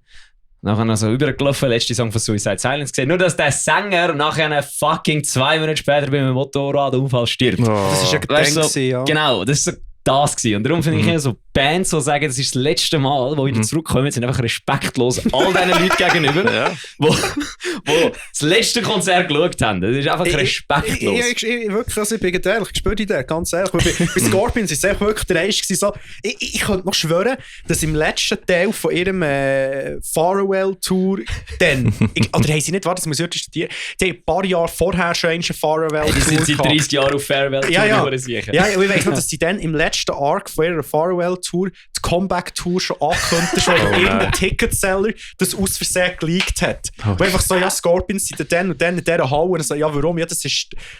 Ich muss mir das vorstellen, so, warum? Warte, ich muss in den Notizen nachschauen. Sie nennen es Comeback-Tour... Oh. Ich glaube, das ist genau so gelaufen. Ja, ganz sicher. Das ist Shit. Das ist gutes Marketing, oder? So, eben Slayer ist jetzt noch ein bisschen weniger dreist, weil die haben es nicht so raus... Also die haben es nicht so...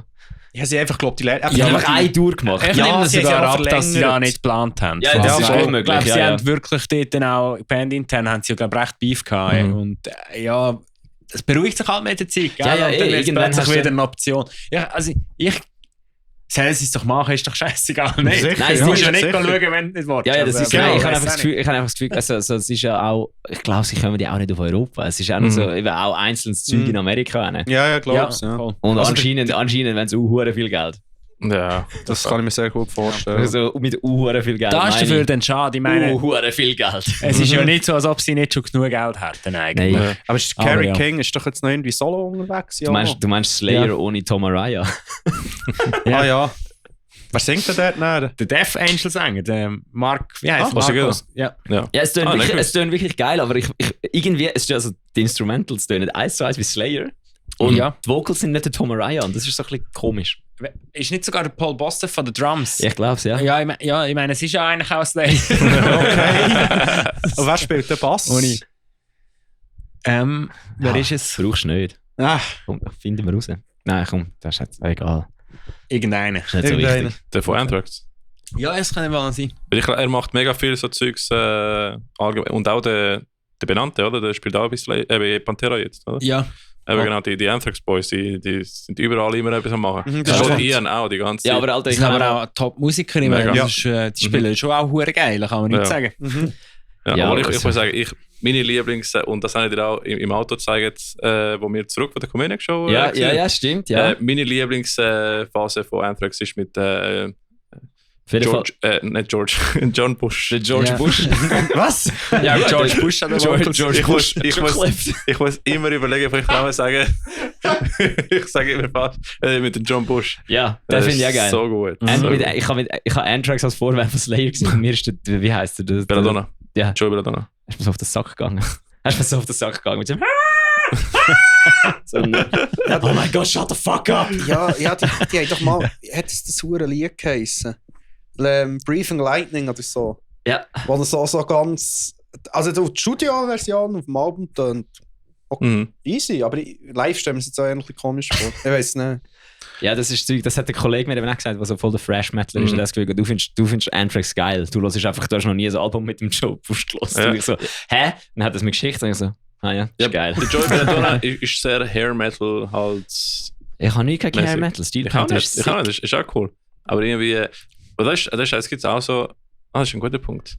Solange es nicht tönt wie Mötley Crüe 2015. Wir haben auch schon mal eine Diskussion gehabt, es gibt so ein Spektrum von Thrash Metal. Es gibt nicht so wie. Thrash Metal ist im Fall ist nicht meiner Meinung, ist die Meinung vom Kollegen, aber er hat es gesagt. Thrash Metal ist das einzige Genre, wo die Stimme, also die Art der Vocals nicht aussagekräftig ist für das Genre. Also für das Genre. Das stimmt.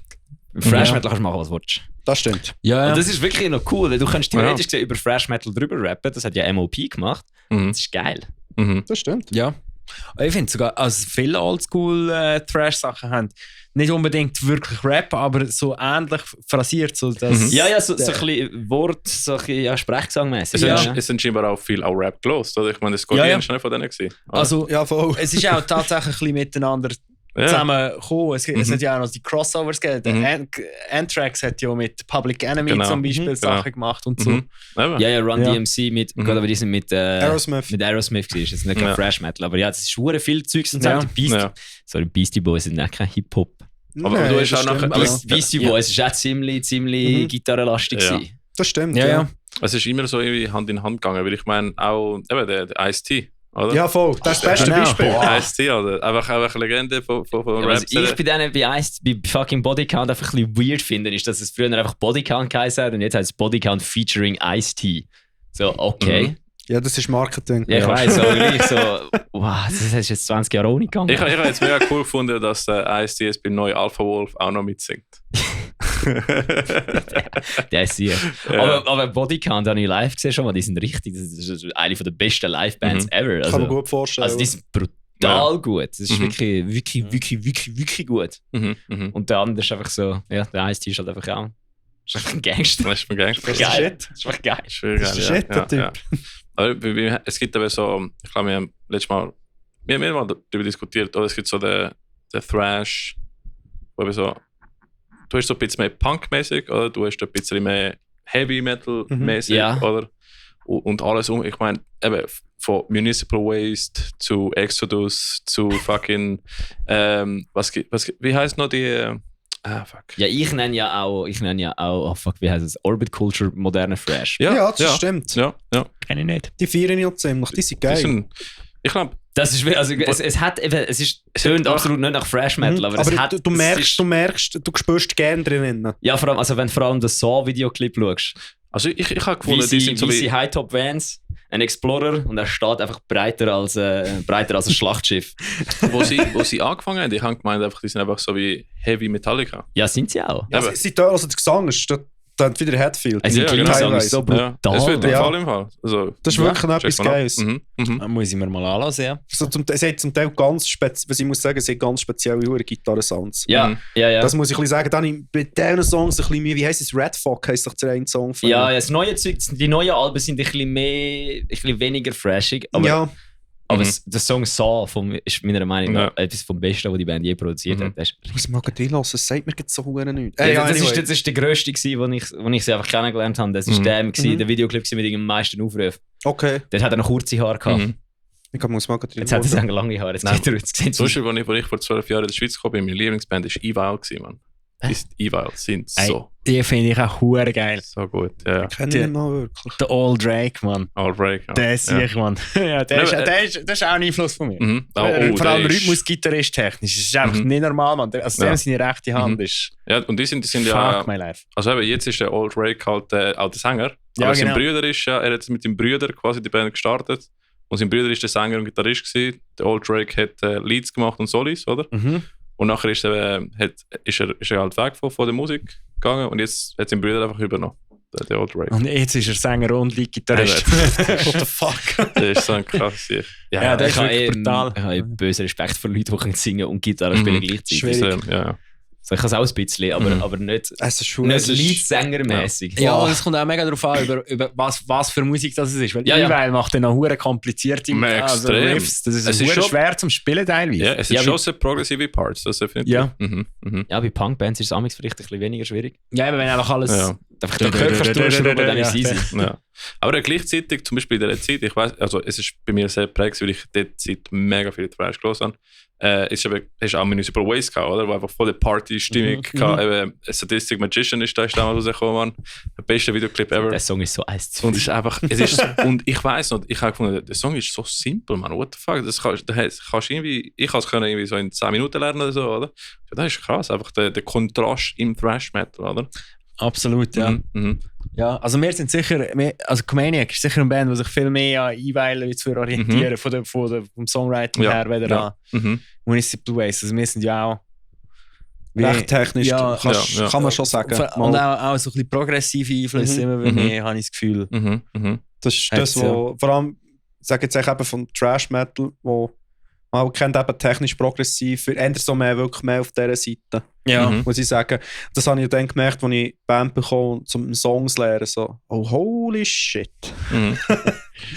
Das muss ich noch ein bisschen länger anschauen. Ja, sonst auch, also, hörst du auch viel Exodus? Ja, also nicht mehr so, aber früher habe ich extrem viel Exodus gehört. Ich liebe Exodus, ja, Blacklist und so. Und ist aber sehr, sehr technisch auch, oder schlussendlich? Ja, also teilweise, ja. Teilweise, ja. Sie haben aber wenn zum Beispiel Blacklist ist ja nicht ein technischer Song. Aber sie haben auch technische Songs, ja. Genau. Vor allem in der Rob Dukes Zeit. Definitiv, ja. Das ist irgendwie so, ich finde eigentlich gefällt mir das Haus auch besser als Sänger, aber in der Rob Dukes Zeit haben sie so eine düstere Ausstrahlung vom Songwriting her, die ich hure geil finde. Der hat auch so eine tiefere Stimme, oder? Und so ein bisschen mehr, ich würde es als Growl bezeichnen, aber so ein bisschen mehr vom Modernen von damals eben. Weil von Thrash ist vor eben einfach nicht wirklich so shoutmäßig, oder? Und Dukes hat auch ein bisschen das gebracht, oder? Ja, er ist ja eigentlich auch er kommt ja aus dem Hardcore. Ah, das habe ich nicht gewusst. Der Dukes, ja. Ah, spannend. Auch in vielen, ich weiß nicht, ob vielen, aber in Hardcore-Bands hat er auch gesungen, auf jeden Fall vorher, ja. Das ist auch cool, so der Mix von Genres, wo immer passiert, oder? Ja. Und der Einfluss, das Umverteilen von Einfluss, finde ich sehr interessant. Ja, ich weiss, ich bin mal an in einem kleinen Festival gewesen. Da haben so viele Bands gespielt, dass in jeder Band sind so viele Ex-Mitglieder von Suicidal Tendencies gewesen, dass Suicidal Tendencies hätte theoretisch so können spielen. Ja gut. Also Ex-Mitglieder und Mitglieder von Suicidal Tendencies. Ja, da musst du nicht fragen, bei Suicidal Tendencies ist das doch irgendwie... Da denkst du so, der hat doch schon jeder mal... Ja, das ist ganz sicher schon mal irgendwas. Das ist heftig bei denen. Ist Jay Weinberg ist doch jetzt bei denen? Ist der Jay Weinberg jetzt bei denen? Mo, das ist doch das kann sein, ja. Kann ich mir gut vorstellen. Die sind immer so Namen, wo du fragst, what the fuck, bist du gesagt? Ja, Roger Kilo war ja mal bei denen gewesen. Ja, der kommt ja von denen. Also, wer ist alles wie Suicidal Tendencies gewesen? All. Ja, es würde mich nicht du warst schon mal der gewesen. Es würde mich nicht wundern, wenn irgendwie bei den Schweizer Metaler irgendwie schon 3D gespielt hätten. Ja, die rechten Personalverschleiß da, das ist abartig. Das ist schon krass. Hey, ist denn noch ein Gründungsmitglied dabei? Ich glaube es im Fall. Ich habe mich mit Suicidal Tendencies nie so enorm krass befasst, aber ich glaube die im Fall, dass sie noch 1, 2 sind sicher noch dabei. Das könnte schon sein. Also ich weiss, dass eben Bassist, Drummer, der wechselt dort die ganze Zeit. Das weiss ich. Und eben Gitarre sicher ein Post. Ich habe die 2 Gitarristen, weißt du das? Wahrscheinlich schon. Ja, einfach, ich weiss eben so dort, und der Gesang, also der Sänger ist Gesang geändert mal. Das kann das sicher auch. Er hat einfach den alten Gitarrist die Bandana übergeben. Ja. Deswegen habe ich es nicht gecheckt. Du musst einfach das Bandana mitnehmen. Bist du dabei? Das ist wahrscheinlich das Qualifikationsmatch. Ja, das ist Audition. Ja, genau. Dann kannst du bis Suicidal Tendencies spielen. Bandana annehmen. You're in. Zeig den Hosenbein aufrollen. Ja, genau. Die Moshpants anlegen. Das ist crazy. Ja, dann bist du fix dabei. Hure gut. Ja, aber ihr habt letztes Jahr ein neues Album released, oder? Genau, ja. Und was sehen ihr so als Zukunftsplan jetzt für Comaniac? Ja, wir haben angefangen mit dem nächsten Album. Ja, voll. Das ist eigentlich schon, wir haben ja nach dem Album, also nach None For All, haben wir schon wieder eine Single rausgehauen, wo gleich heisst das Label, wo wir jetzt dabei sind, Wormhole Death. Ja. Da kann ich eine kleine Anekdote von mir bringen. Das ist das erste Comaniac-Lied, wo ich auf dem Bass effektiv getroffen bin, weil das vorherige Album ist schon aus dem Kasten gewesen, und ja, sagen Sie jetzt mal so, es geht gang weiter. Das sind die Italiener, gell? Wormhole Death. Ja. Genau, ja. Also sie sind multinational. Sie haben ein italienisches Ding, sie haben ein Japan-Ding, sie haben ein US-Ding und irgendein Skandinavier. Okay, easy. Aber was ist auch das ist ein guter Punkt, habe ich fragen. Warum habt ihr euch entschieden, nicht mehr, also, ich weiß nicht, ob ihr selbstständig, also selber den letzten Release habt?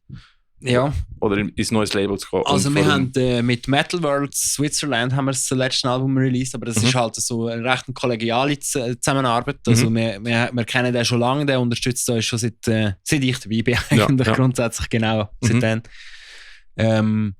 Und ja, wir haben halt nicht wir haben schon geschaut, ob wir ein richtiges Entschuldigung, Lexu. Metal World ist auch ein richtiges Label. Shoutout an Lexu. Aber ein grosses Label Interesse an uns hat und wir haben auch von einigen hatten wir Interesse gehabt, aber dann einfach die Deals durchgelesen und haben gesagt, hey, fuck off. Ja. Das ist so gewesen. Ich glaube, wir haben dann einfach entschieden, komm, mach es Metal World. Ja. So, weil alle anderen es hat echt nichts gepasst.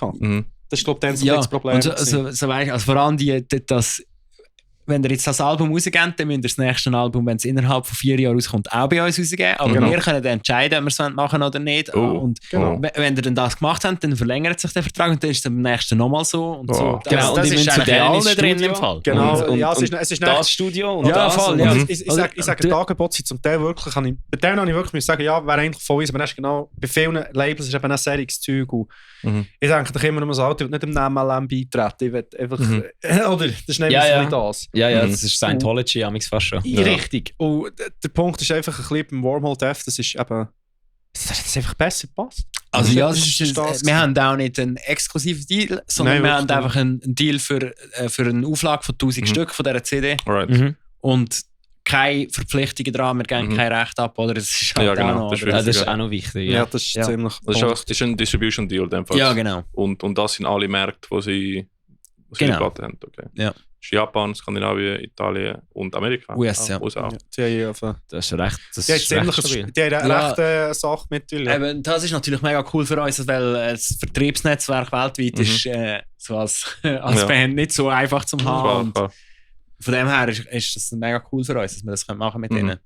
Ja, und ich meine, eben der physische Markt, der wird nicht mehr so wirklich viel, ich könnte sagen, nicht mehr so präsent wie früher das Thema. Nein, das kommt wieder zurückgefallen. Ja, einfach Platten haben. Voll. Einfach mal das, ich sage jetzt eben, bisschen, dort ist so noch ein bisschen, also das merke ich auch noch ein bisschen, wo 2 Bands gleichzeitig bin, wo beide unterschiedliche Genres sind. Also Melodeath, bei Irony of Fate haben wir so ein bisschen, sagen das jüngere Publikum, sage ich mal ein bisschen. Und bei Comaniac, bei der Trash, mehr so ein bisschen älter. Und das merke ich bei Comaniac extrem. Dort geht noch viel mehr über die CD. Oder? Und es ist eigentlich noch schön zu sehen. Also ich habe immer Freude, wenn ich auf den Merch-Tisch schaue, jetzt bei Comaniac und sehe, oh, die CD geht aus. Dann habe ich immer so ein bisschen Freude. Oder? Ja, also, das ist es läuft noch. Und ich habe natürlich auch Freude, wenn ich jetzt bei Irony bin. Oh, wir haben eine CD verkauft. Jemand, der vielleicht 20 ist.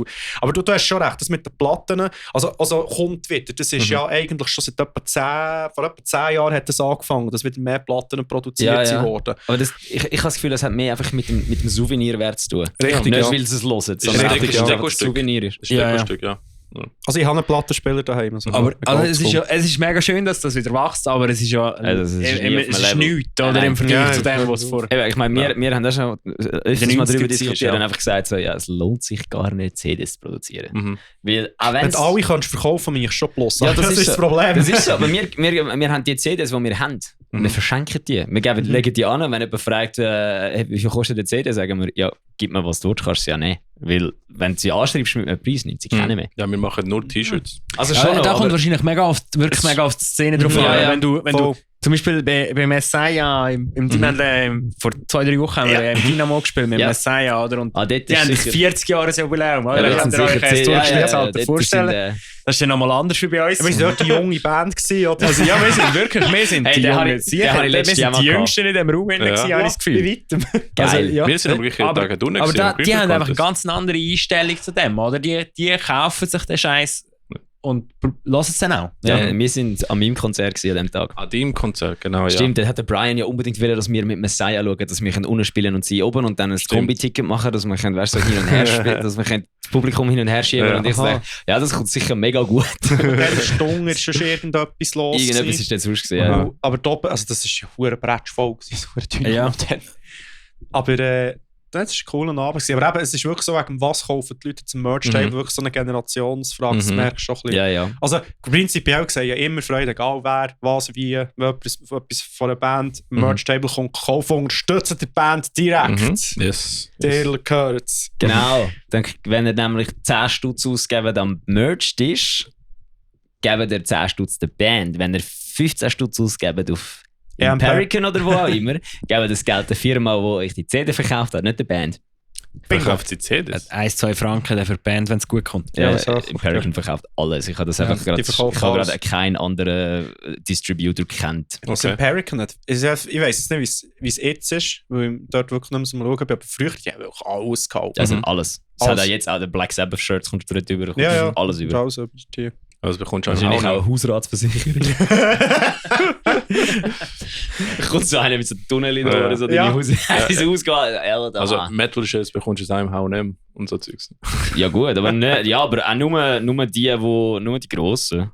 Ja, wenn überhaupt noch, das ist schon ein bisschen durch irgendwie. Nein, es gibt es noch. So Metallica, Nirvana, Black Sabbath, AC/DC, genau. Ja, Guns N' Roses und Kiss-Zeugs bekommst du ziemlich alles. Also so einfach wirklich die grossen Fische. Das, was halt Moden ist jetzt wieder.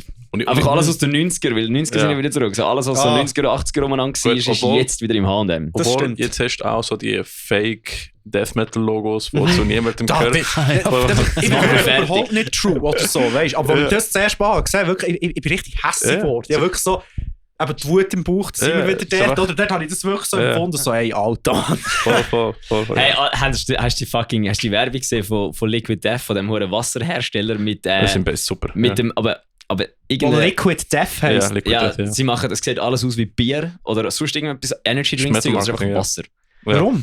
Es ist krass ausgesehen und irgendwelche dummen Leute kaufen. Nein, das Marketing ist super, alles nur Metal. Das Marketing ist brutal, aber es ist halt so, 5 Stutz für so eine Büchse. Was? Ja, das ist eine gute Marke. Also, ich habe letztens eine gehabt.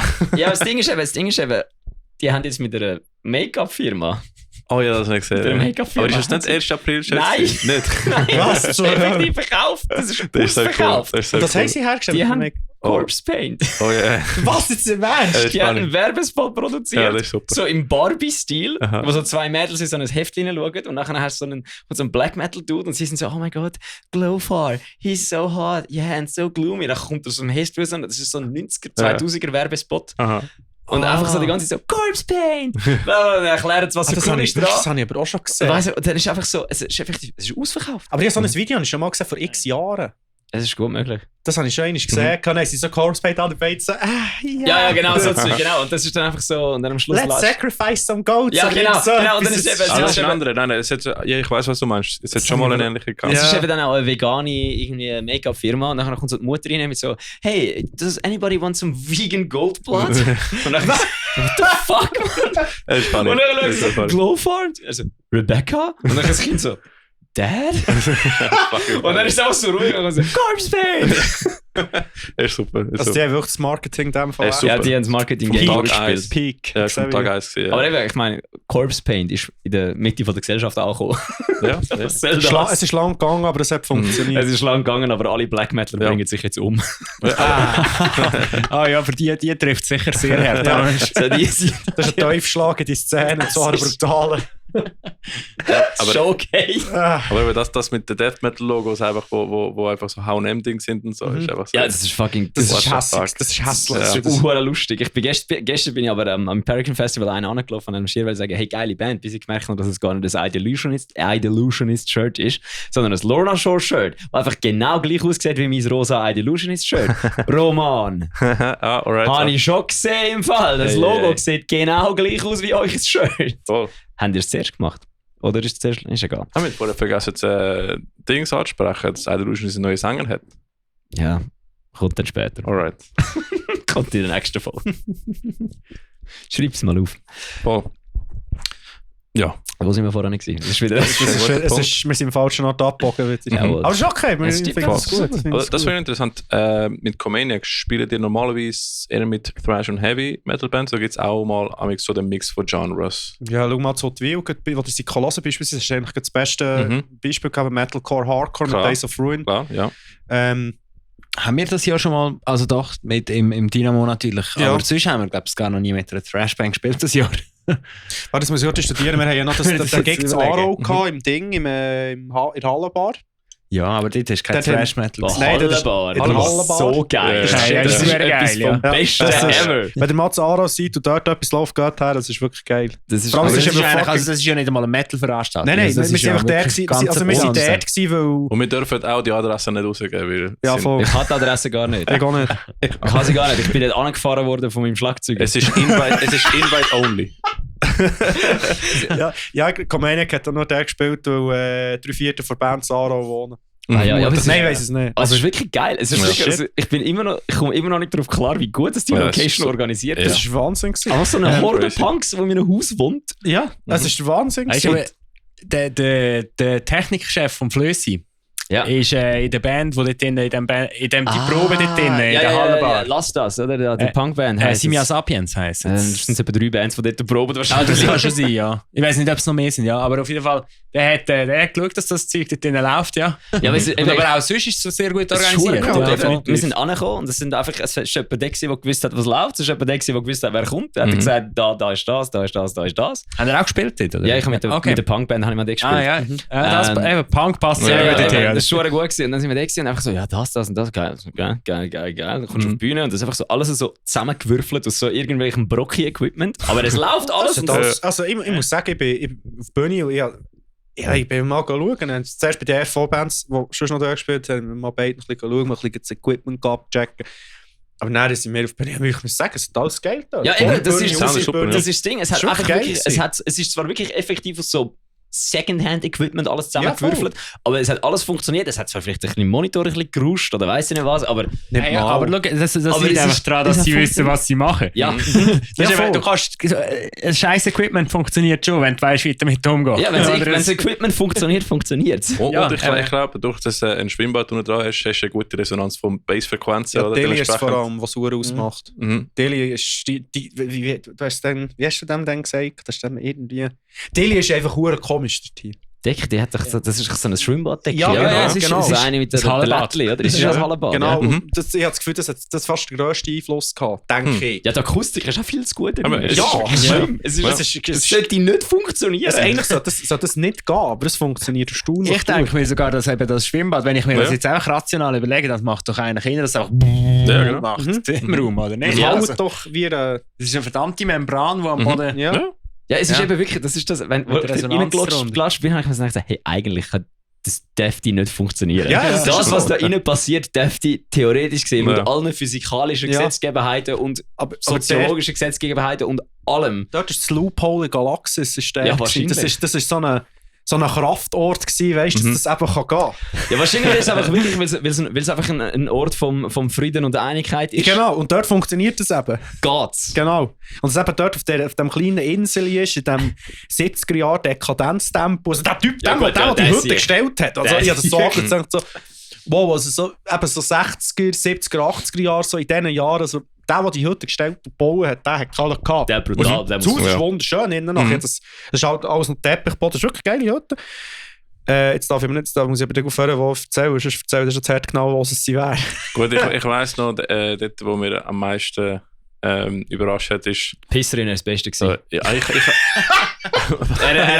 der Dings kommt und sagt, er hätte eine Pisserin gebaut. Und so, geil, zeig. Da ist einfach eine selber gebaute Pisserin gestanden. Sie hat funktioniert. Ein Trichter, ja. Und der Ricky hat noch nie in seinem Leben eine Pisserin gesehen. Stimmt. Das ist sogar kulturell wertvoll gewesen, das Ganze. Aber damals habe ich noch geraucht und ich habe drinnen geraucht und dann ich euch geschaut habe. Und ich so, chillig, geil, noch nie gemacht. Hast du den Rauch eine Band schauen? Ja. Das muss ich jetzt überlegen. Boah. Also dort haben wir geraucht. Dann hast du aber wenn ich das letzte Mal war, als ich effektiv in einer Location war, drinnen, wo du hast rauchen konntest. Ich weiss nicht, wie sie es machen, aber im District in 7 dort darfst du einfach drinnen rauchen. Ja, aber das ist, was Privatheim gehört. Ja, das mag schon sein, aber es ist ja trotzdem... Ich mache ja gleich Veranstaltungen. Bei Ectomorph hast du nicht dürfen, weil es bin auf dem Tech Rider ist. Ja, aber wegen der Band, nicht wegen der Location. Nein, aber ich bin mir nicht sicher, ob es immer noch so ist. Ich bin mir auch nicht ganz sicher, ehrlich gesagt. Aber als ich das letzte Mal da war, war es schon lange verboten. Ich glaube, das ist eben, weil es der Kanton Schweiz ist. Die haben, glaube das Ding noch so in so eine Ausweichklausel gehabt. Aber Luzern hat auch noch mega lange daraus raushalten. Irgendwie. Aber nicht in der Hallenbar. Nein, dort... Das ist ja keine Das ist einfach privat, Das ist oder? eine Ja. Privatveranstaltung. Ja. Schon sehr cool. Du darfst in deiner Wohnung machen, was du willst, solange es im gesetzlichen Rahmen liegt, oder? Ja, genau. Genau. Ja. Und zum Glück ist es irgendwie einfach verdammt gut abisoliert und es hat keinen Nachbarn, der Stress gibt. Aber Genau. das müsste gar nicht isoliert sein. Das ist ja egal. Das hat ja niemand rundum, der könnte motzen. Genau. Ja, stimmt, ja. Also da bin ich echt auch stumm gewesen, aber vor uns ist es recht leislich gewesen. Aber sie haben einen Nachbar oben, haben sie gesagt. Sie haben gesagt, oben an der Wiese haben sie einen. Dann, Ja, der stört es vermutlich nicht. Dem ist es egal. Ja. Der findet es, glaube ich, sogar cool. Ja, das ist immer okay. Das So. ist schon geil. Das ist immer gut. Jetzt haben die Hallenbar wieder Freude. Die hören nämlich immer den Podcast. Gestern hat mir der eine von ihnen erzählt, der von... Wie hat die Band geheißen? Werk. Die mit Crackfist gespielt haben. Die das erste Mal... Mit Crackfist. Ja.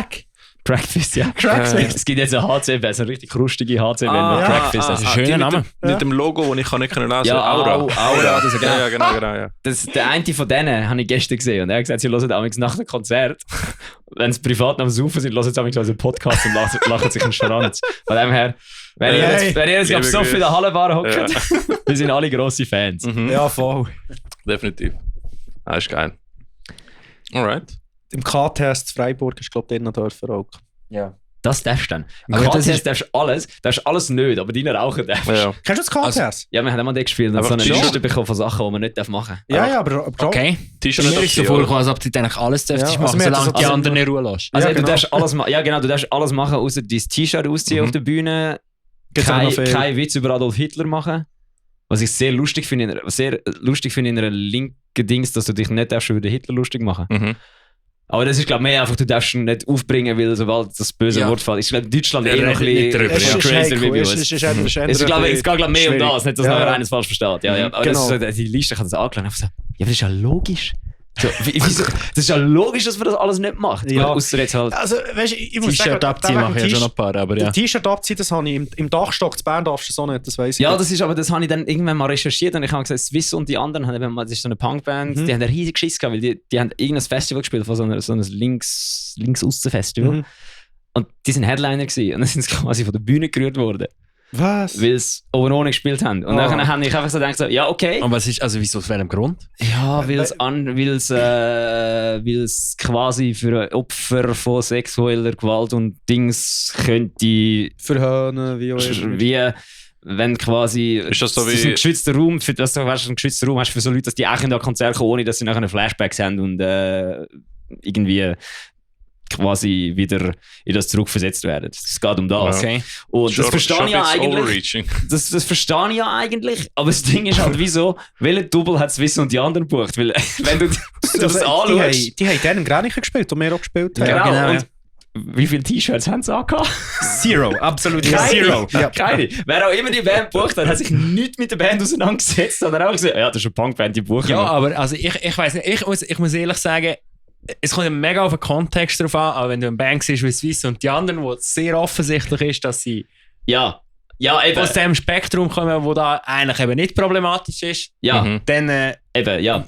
ja. Eben vor allem dann, Finde ich doch, ist es hat es eben fast- auch niemand gesagt. Weißt du, so, anscheinend. Also, sie haben nachher ein riesiges Statement Ja, rausgelassen. Und Oh shit. anscheinend haben einfach alle von diesen Veranstaltern angenommen, dass Das Wissen. das alles, was da ihnen verboten ist, logisch ist, weil alle Linken ja alle linken Regeln kennen.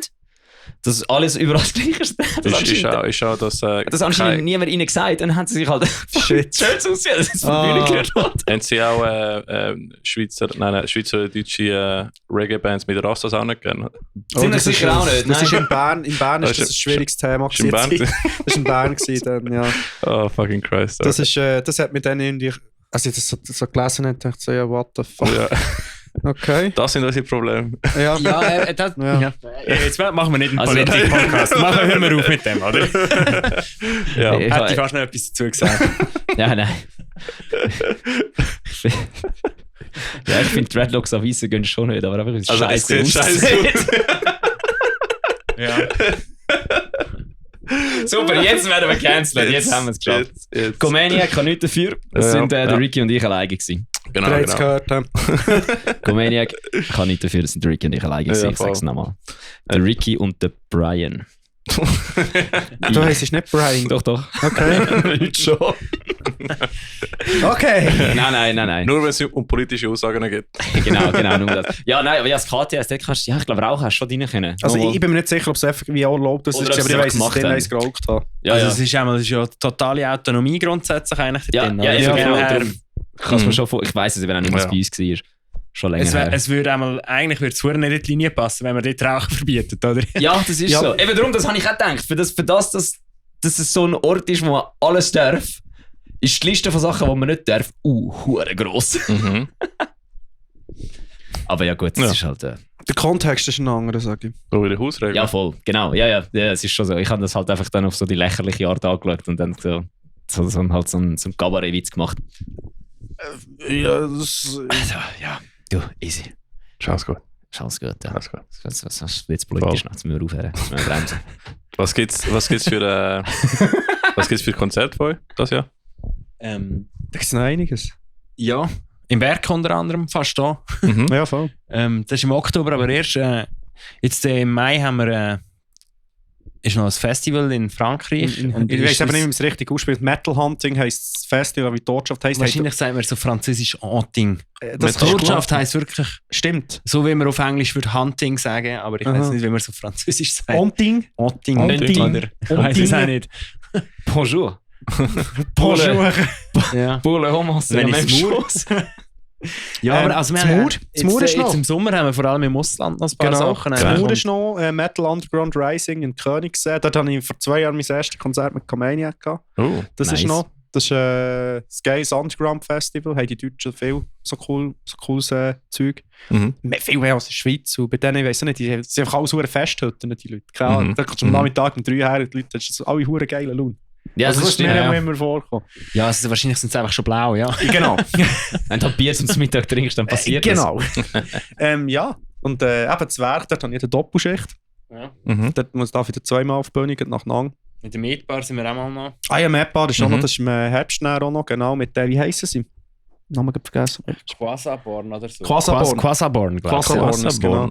Ja, es sind so griechische, aber auch ein bisschen progressiv angehauchtes Mhm. Thrash-Metal. Okay, cool. Ja, voll. Es spielen hure viele griechische Bands in den Dings. Letztes Mal, als ich in der Medbar war, hat auch Save das Breath mit irgendeiner griechischen Band gespielt. Alright. Ja. Okay. Ja, Griechenland hat, glaube ich, sehr eine aktive Metal-Szene. Ja, Ja, das ist gut möglich. Ich glaube es auch, ja. Sicher noch das eine oder andere spannende Zeug von dort. Mhm. Also sie sind nicht von Serbien. Die wir jetzt vorhin hatten. ich habe gemeint, es sind Griechen. Ah, ich weiß es so gut nicht. Ich bin mir genau nicht mehr sicher. Anyway, nein, also das Jahr ist Geografisch noch gesehen ist es sehr ähnlich. auf dem Ja. Balkan beides, Ja. ja. Vom Essen her auch sehr ähnlich. Ja. Glaub's. Nein, also das Jahr sind ein paar Sachen kommen dann noch, die noch to be announced sind, TBA. Mhm. Ja. Und nächstes Jahr ist ja schon, also am 25. ist ja schon das eine oder andere, wo... 25 ist auch schon um die Ecke, wenn es um so Bandsachen geht. Ist Ja. 25 eben auch schon Ja. fast da. Ja, das ist ja so. crazy. Und da ist ja schon das eine oder andere in Es ist nur Abklärung. etwa 10 Podcast-Folgen entfernt. Ja. Wir haben ja schon April, das halbe Jahr ist schon quasi durch. Du kannst das so anschauen. Das stimmt. Der Ja. nächste Monat ist Mai und nachher ist die Hälfte durch. Ja. Richtig. Ja. Der längste Tag hätten wir dann auch schon erreicht. Mhm. Dann wären wir dann schon wieder bei der Relativität von Zeit. Mhm. Zeit Mhm. rennt. Ja. Shoutout Einstein. Jojo rennt nicht mehr, Zeit rennt noch. Genau. Ja, nein, also es kommt dann noch einiges. Und ja, immer schön den Release-Radar auf dem Auge behalten. Mhm. Vielleicht kommt auf das Mal noch das eine oder andere neue Liedchen zu fliegen. Mhm. Mhm. Sehr gut. Aber da darf man noch nicht so viel dazu sagen. Klar, Das klar. darfst keine Band. Mhm. Das ist immer so. Ja, das ist immer das Das ist immer das Geheimnis. Gleiche. Es ist immer das Big Gleiche. things Du kommst- coming. Genau, Big big, things big things Genau, coming ja. tomorrow, 12 p.m. Genau, und dann kommt so ein Announcement, wenn der neue Song kommt. Voll, voll. Genau, das ist nicht der Punkt. So, oder dass die Band den Proberaum gewechselt hat. Mhm. Mhm. Ja, das finde ich- das ist finde ich noch auch- geiler. Das ist sehr interessant. Ja, das ist immer sehr interessant Das für finde ich mich noch- als Zuhörer von der Band. Ja. Jetzt wird sich Musik jetzt wechseln sie vermutlich von orchestralem Death Metal zu progressiven Jazz Metal. Ja, genau. Ah. Ja gut, je nachdem. Je nachdem, wenn du vorher in so einer Kathedrale geprobt hast, ist es wahrscheinlicher, dass du halt orchestralischen Death Metal machst und nicht progressiven Jazz. Ja, das habe ich noch gar nicht Einfach betrachtet. wegen dem Reverb. Ja, da macht es nicht einfach gut aus. Das ist das eigenste Instrument in so einer Hütte drin. Ja, was spielst du? Reverb. Das ist wie das Meme von dem Orchester, wo der mit der Knarre dort steht. Was? Das ist irgendein Ding so. Which instrument do you play? The gun. Das ist sicher sehr spannend. Dass er einmal im Song macht. Ja. Dann kann er von der Bühne laufen. Ja, aber das Ding ist, das ist eben das, was ich immer sage, wenn es darum geht, so ruhige melodische Parts, also so ruhige softy Parts aufzunehmen auf der Gitarre. Mhm. Wenn du nur einen Ton musst treffen in 10 Sekunden, der ist viel schneller versaut wie irgendwie 800, die du in einer Minute durchhauen kannst. Das stimmt, ja. Ich sage, umso filigraner das Zeug ist, umso schwieriger wird es. Manchmal muss es nicht mal wirklich technisch schwieriger sein. Vor allem, wenn es so leer ist, oder? Wenn nicht so viel passiert, was mal, dann hörst du einfach jeden Scheissdreck, der ein bisschen daneben ist. Ja, das stimmt, das stimmt. Wenn du mit Solo in irgendwie einen Ton ein bisschen verziehst. Okay. Es kann sogar fast noch besser tönen, wenn du es machst, je nachdem. Ja. Und wenn alle Seiten gleichzeitig mitspringen und nicht irgendwie ein Finger dazwischen kommt oder was auch immer. Apropos, was sagt der Chris beim Aufnehmen? Das geht im Fall Seek and Destroy von Metallica. In dieser Aufnahme ist Kirk Hammett der Seite gerissen. Während dem Aufnehmen, das ist aufs Album gekommen, du hörst es, wenn die 8 ist. Du hörst es ein Ort, während dem Solo-Ort Ping macht. Geil. Oh ja, muss ich wahr. Geil. Aber es war die beste Aufnahme vom Solo, darum haben sie es nicht reingenommen. Ja, Logo. Das würde heutzutage auch nicht mehr passieren. Nein. Dort wäre gerade, also die Seite ist kaputt, mach Neues drauf. So. Genau. In der Mitte vom Solo so, ja, ich brauche die Seite im Fall nicht mehr. Genau.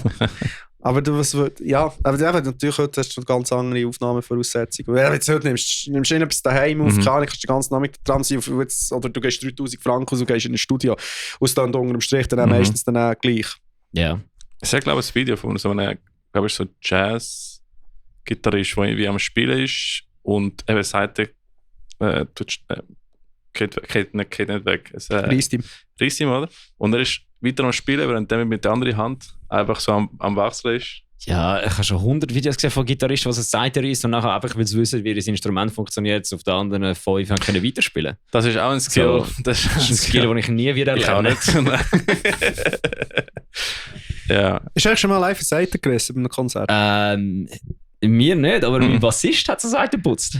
Das ist interessant. Ja. Mir ist das sicher schon 20 Mal passiert. Ist mir aufgefallen. Plötzlich merkst du so, ja warte, da fällt in die Gitarre vom Mix. Der Wally ist im Wechsel. Geil, ja. Ich tue live auch einfach immer viel mehr einhebeln. Ja, ich blüht auch häufig an den Händen nach Konzerten. Das stimmt. Das ist gut, das ist aber gut. Das ist ein gutes Zeichen. Das erinnert mich auch immer an das Sprichwort vom ersten Irony of Fate Sänger, das wir vom Andi. Der hat immer gesagt, Metal ist Schmerzen. Shoutout dir. Metal ist Schmerzen. Metal ist Nein, mir ist in meiner, kann man es Karriere nennen, in meinem Versuch, in einer Band zu sein, eine Seite gerissen. Und Bassseite, das ist schon extrem. Aha, wir können auch schnell eine Pause machen. Ja, voll, machen wir schnell Pause, können wir noch die Eske räucheln. Machen wir eine Pause? Ja, voll. Bin ich gestern darauf angehauen worden, wir müssen nicht sagen, dass es eine Pause gibt, weil niemand merkt, wenn du es rausschneidest im Podcast. Cut! Man weiss nicht, warum was gegangen ist. Ja, absolut kein Schöner mehr. Ja, wo sind wir gewesen? Hallenbar, Abschweifer in die Lokalpolitik. Ja, der ist aber schon ein Zeitchen her gewesen. Ja. Nicht mehr so wundern. Wenn wir schnell mal reinlassen, was wir vor... Also nur, oder... Wir haben Pipi-Pause gehabt, selber schuld. Genau. Selber schuld sind das haben wir ja bei Save Last Breath mal zum ersten Mal gemacht. Was sind noch eure beste und eure schlechteste Konzerterfahrungen gewesen? Ja, stimmt. Sei es so Zeug muss ich auch noch kommen. Alles Mögliche. Hast du angefangen, das auch? Also ich fasse es mal an. Wir haben in Sillenstede, das ist im Friesland, also fast an der Nordsee, 10 Minuten von der Nordsee entfernt. Wir haben eine Headliner-Tour gemacht, das heisst, wir haben keine Supportband, nichts, sondern wir haben an ein paar Orten haben wir einfach lokale Supports gehabt. Dort in Sillenstede haben wir nichts gehabt. Jetzt sind wir alleine dorthin gekommen.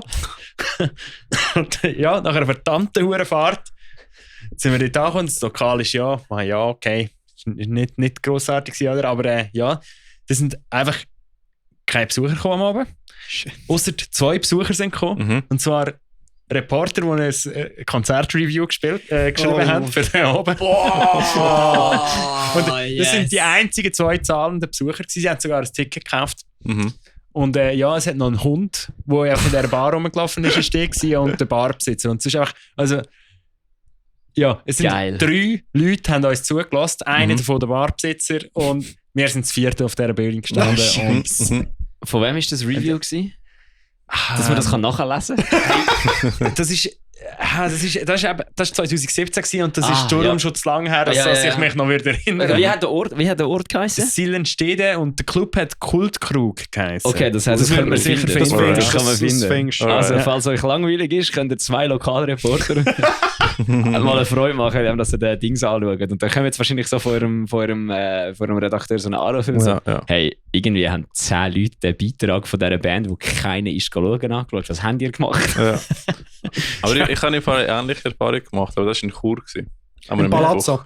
Nein, in einer Bar mit von Chur sind 3 Bands gewesen, und es hat, glaube ich, 1 oder 2 Personen gegeben. Und es hast einfach vor die anderen Bands gespielt. Ja. Wenigstens hast du noch die anderen Musiker dort. Das ist gut. Das ist wirklich ein Biss. Ja, sorry zusammen. Merci vielmals an die anderen Bands, die das ja, funny gewesen. Und eine gute Bands gewesen. Das war wirklich geil. Das ist geil. Das ist geil, vor allem wenn es in einer grossen Location ist. Ja, aber alleine ist schon blöd. Ja. Es ist wirklich, hat sich ganz komisch angefühlt. Aber zum Glück ist das wirklich eine Ausnahme. Also, so schlimm habe ich es sonst noch nie erlebt. Aber jetzt kannst du auch einfach als Probe anschauen. Das ist eine Probe, ja. Das ist eine Probe für den nächsten Gig. Ja, einfach mit ein bisschen langem Reiseweg, aber ja. Klar. Aber du bist ja eh schon auf dem Weg, oder? Ja, das stimmt. Ja. Das mit dem schlechtesten... Nein, du hast noch die beste hast du auch noch gesagt, oder? Ja, da finde ich schwieriger, weil das sind ein paar Sachen, die Hallenbar, einfach die Hallenbar, oder? Die Hallenbar war geil gewesen, aber ja, nein, also ich glaube, wahrscheinlich würde ich sagen Metal Days. Die Metal Days in Slowenien haben wir mal können spielen. Oh yeah. Geil. Das war schon fett gewesen. Ist das mit Comania gesetzt geworden? Mit Beinen sogar. What the fuck? What? Damn. Das Doppelschicht gehabt? Nein, nicht zum gleichen. Ah, okay. Also ein paar Jahre verschoben. Okay. Geil. Ich habe das Gefühl, wir machen das falsche fucking Genre, Alter. Wir müssen Fresh Metal machen. Ja, fix. Janik! Ja, also... Janik! Nein, der macht auch so. Ob da jetzt am Genre liegt, weiss ich nicht, weil dort... Nein, wir sind halt einfach keine guten Musiker. Nein, das kannst du so nicht sagen. Es ist natürlich auch immer das Hinterdurch, oder? Wir haben dort ein Label gehabt, wo Connections hatte. Ja, also das ist ja das... Bei wem sind die dort gewesen? Saul oder CMM. Also es ist, der Mutterkonzern heisst CMM und die machen für zum Beispiel für Metal Days machen sie Promo oder für 7000 Tons und so. Right. Und also so für grössere Sachen. Cool. Ja. Und die haben Saul, wo man das ist wie eigentlich ein Service, wo du kannst zahlen dafür, dass sie Label Aufgaben übernehmen. Du gehst aber deine Rechte nicht ab. Ah, ja, das ist etwas Interessantes. Also, du zahlst wie einfach für ihre Arbeit. Okay, das ist eigentlich fair. Ja, voll. Alright, cool.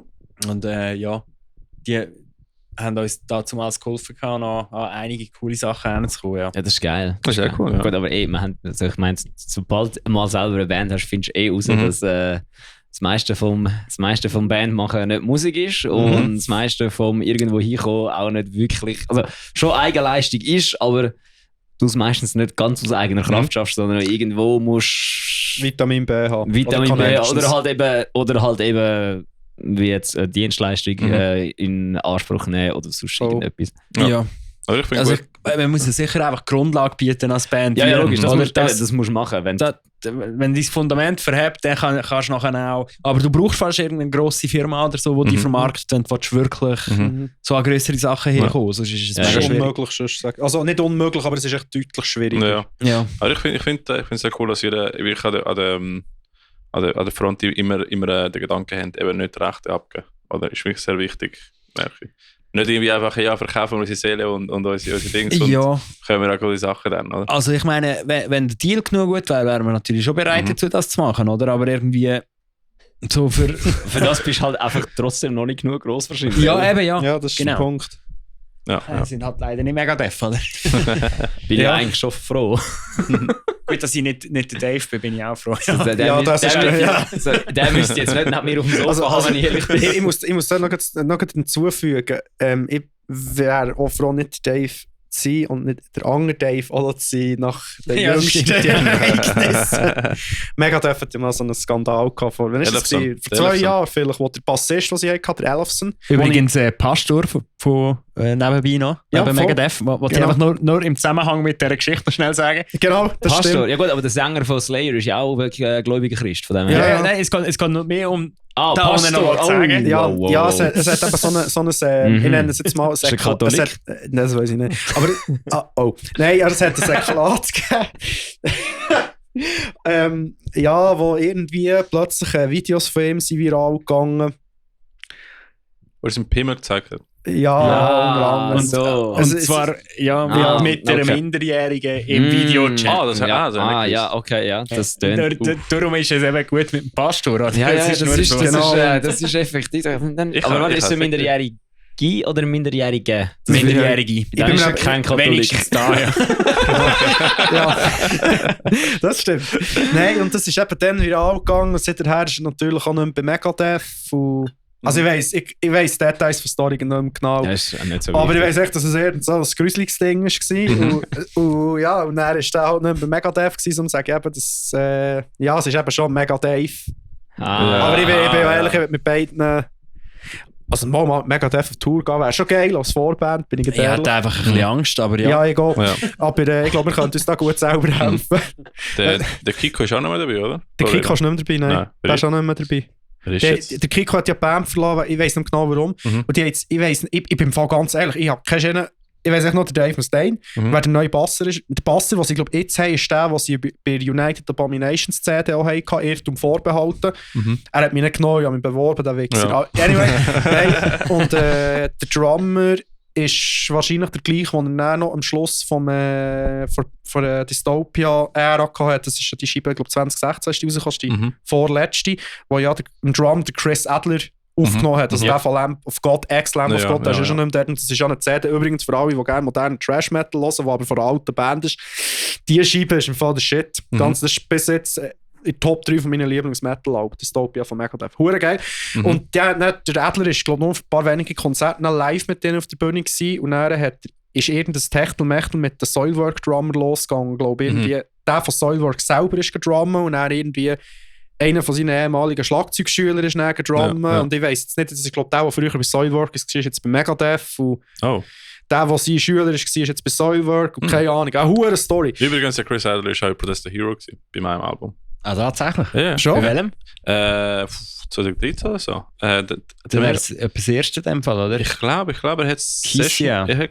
Ich glaube, eine Session gemacht für das Album und so etwas. Hast du doch noch bei Nitro, hast du doch auch noch gesehen? Der Adler ist auch so einer, der überall etwas... Für die Drummers halt. Was macht der jetzt aktuell? Drummers und Bassisten, hä? Ja. Was ist der jetzt aktuell dran? Das weiss ich nicht. Ja, der irgendwie... Wahrscheinlich Slipknot. Nein, aber dort gibt es doch irgendwie... Volition. Dort vermuten wir, dass der Eloy wird. Der Eloy von... Ist das für Slipknot noch nicht raus? Ich habe gemeint, der Schlagzeug, der Mark von der Punkband, haben wir schon mal irgendwie so gestellt. Ja, wie hat er denn der Stefan ist nicht, also ich weiss nicht, ob das stimmt. Keine Ahnung, ob das wahr ist, aber ich habe irgendwie so Gerüchte gehört, dass der alte Drummer von Sepultura, der Eloy Casagrande... Ja, das habe ich auch gehört, dass der jetzt Slipknot geht. Weil sie haben das Foto auf Social Media Post von einem verbrochenen Stick und dann hast du die Marke vom Stick drauf gesehen. Und der eben bei Sepultura war... Sepultura gibt es ja jetzt, glaube ich, unterdessen auch schon nicht mehr. Also ich weiss nicht, ob die den Schluss schon hatten. Haben sie es aufgelöst? Ja, ich weiss, dass sie mal eine Auflösung bekannt haben. Ich weiss nicht, ob es jetzt effektiv so ist. Macht sie wieder ein Comeback nachher? Vermutlich ja schon, oder? Ja, und die Regeln bestätigen. Und der von Sepultura war eben bei der Stick-Firma endorsed gewesen, wo eben der Drumstick... Es muss nichts heissen, aber es Sepultura... Aber das ist das, was ich auch gehört habe, dass der Sepultura-Drummer zu Dings gegangen ist und dann zu Slipknot gegangen ist, dann aber irgendwie das Suicidal Tendencies kommen wieder rein. Suicidal Tendencies Drummer zu Sepultura geht, für das Zeug noch fertig zu machen und der Jay Weinberg jetzt dann für Suicidal Tendencies spielt. Irgendwie das hat man den Markt also der ist schon der kleine Rotation. Eben. Ja. Der ist, in dem Fall ist der Jay Weinberg bis... Ja, der hat schon ein paar Gigs mit. Ja, das ist einfach das ist der Kreis gewesen. Ja. Genau. Ja, Suicidal Tendencies. aber das ist sie wieder. Aber wahrscheinlich sind wir alle 4-mal bei Suicidal Tendencies gewesen. Das bin ich mir fast sicher. Ja, also alle Wege führen zu Suicidal Tendencies. Ja. Die sind eigentlich das schlagende Herz der weltweiten Metal-Szene. Ganz sicher. Ich meine, wie lange gibt es das schon? Lang. Die 80er Jahre, glaube ich. Ja. Auch wieder. Aber warte, Suicidal Tendencies. Kommen wir auf 3 Suicidal Tendencies Songs? Ich habe eine, Institutionalized. Ja, das kenne ich auch. Suicidal Tendencies. Ha, der war aber gratis gewesen. Ja. Es gibt doch einen, ich bin mir nicht mehr ganz sicher, der heißt Skate or Die. Skate or Die, ja. Ist das nicht ihr Banger? Das ist schon ein Banger. Nein, aber ich glaube, wenn du auf Spotify gehst, Institutionalized, das ist nämlich Dings. Body Count hat der covered. Der haben sie auch auf dem drittletzten und zweitletzten Album drauf. Body Count hat doch ein Ding. Raining Blood. Ja, das war geil, Mann. Das ist richtig geil. Das ist dann geiler als das Original fast aufgenommen. Das ist heftig. Ja, und dann rappt er auch noch drüber. Das ist das ist vollkommen heftig. Ja, eben, wir wären mal noch bei den besten und schlechtesten Konzerterlebnissen. Ja, muss es mit Comaniac sein oder kann es Doesn't Matter? Wir tauchen da in eure eigene Erfahrung als Musiker rein. Gut, alright. Also die schlechteste Erfahrung, die ich in einem Konzert... Musst jetzt halt einfach, wenn du mit Irony of Fate wieder mal zurückkommen musst, jetzt halt natürlich noch ins Feuerwerk zurückbehalten, damit du nachher ein Material hast. Ja, dann kannst du dann jemand anderes erzählen. Ja, das ist gut. Das war die übelste Erfahrung. Also jetzt muss ich studieren, Irony of Fate gibt es jetzt 10 Jahre. Ich glaube, der übelste Gig, den wir hatten, hat die besten Voraussetzungen gehabt. Das war im 18. Dort haben wir in Tschechien gespielt und die uns kennen, wissen schon, was kommt. Dort hat es ein Festival gegeben im Wald. Das hat Barbar Fest geheißen. Super. Barbar Fest. Also wie ein Barbar, weißt du? Aha, Barbar Fest. Genau, und dann das ist irgendwie dann zumal über Zwetti, hoi, ihr Ex-Freund. Hey, irgendein Kollege, hey, und hey, du würdest doch, der seid doch. Und dann, ja, easy, haben wir das gemacht. Und dann sind wir dort auf das Tschechien rausgebürgt, sie da Gig spielen und das war einfach unglaublich. Also wir haben mal irgendwie, hat schon fast Woodstock-mässige Allüren gehabt, mit mir 2,5 Stunden später gespielt, als wir hätten sollen. Es war ein verdammt komischer Anlass, es war wirklich einfach im Wald gewesen. Also die Bühne war der Waldboden gewesen. Und es hat geschifft, muss ich noch etwas sagen. Also zum Glück war es überdacht gewesen. Und dann sind die Leute dort, die haben sich halt so verkleidet und so verhalten wie Barbaren. Und glaub mir, sie haben noch nie so viele nackte Leute in der Crowd gesehen wie dort. Und es soll eigentlich wirklich als ob das beste Konzert ever müsste sein. Ja. Ist es das Beste oder das Schlechteste? Das ist das Schlechteste. Nein, also das Schlechteste im Sinne von, es ist nicht wirklich schlecht gewesen. Es ist einfach, ich glaube, das Ganze drumherum, es ist halt so das erste wirkliche, komm, wir gehen ins Ausland, nein, es ist nicht das erste Auslandkonzert, das nicht, aber es ist einfach alles so, ringsum ist verdammt mühsam gewesen. Also Süddeutschland ist eben auch nicht das Ausland. Aber wenn du das gemeint hast, es ist nicht das erste Auslandkonzert gewesen, wenn die anderen halt so in Freiburg in der Nähe waren, genau, das ist auch noch nicht da so komme Ausland. Dann habe ich drum, auf dem letzten Ding noch das Schlechteste im Sinne vom Erlebnis. Der war einfach komisch gewesen. Der Schlechteste war, wo wir 2016, Anfangsjahr, das erste Mal in Deutschland gespielt haben, und zwar im Garage Deluxe in München.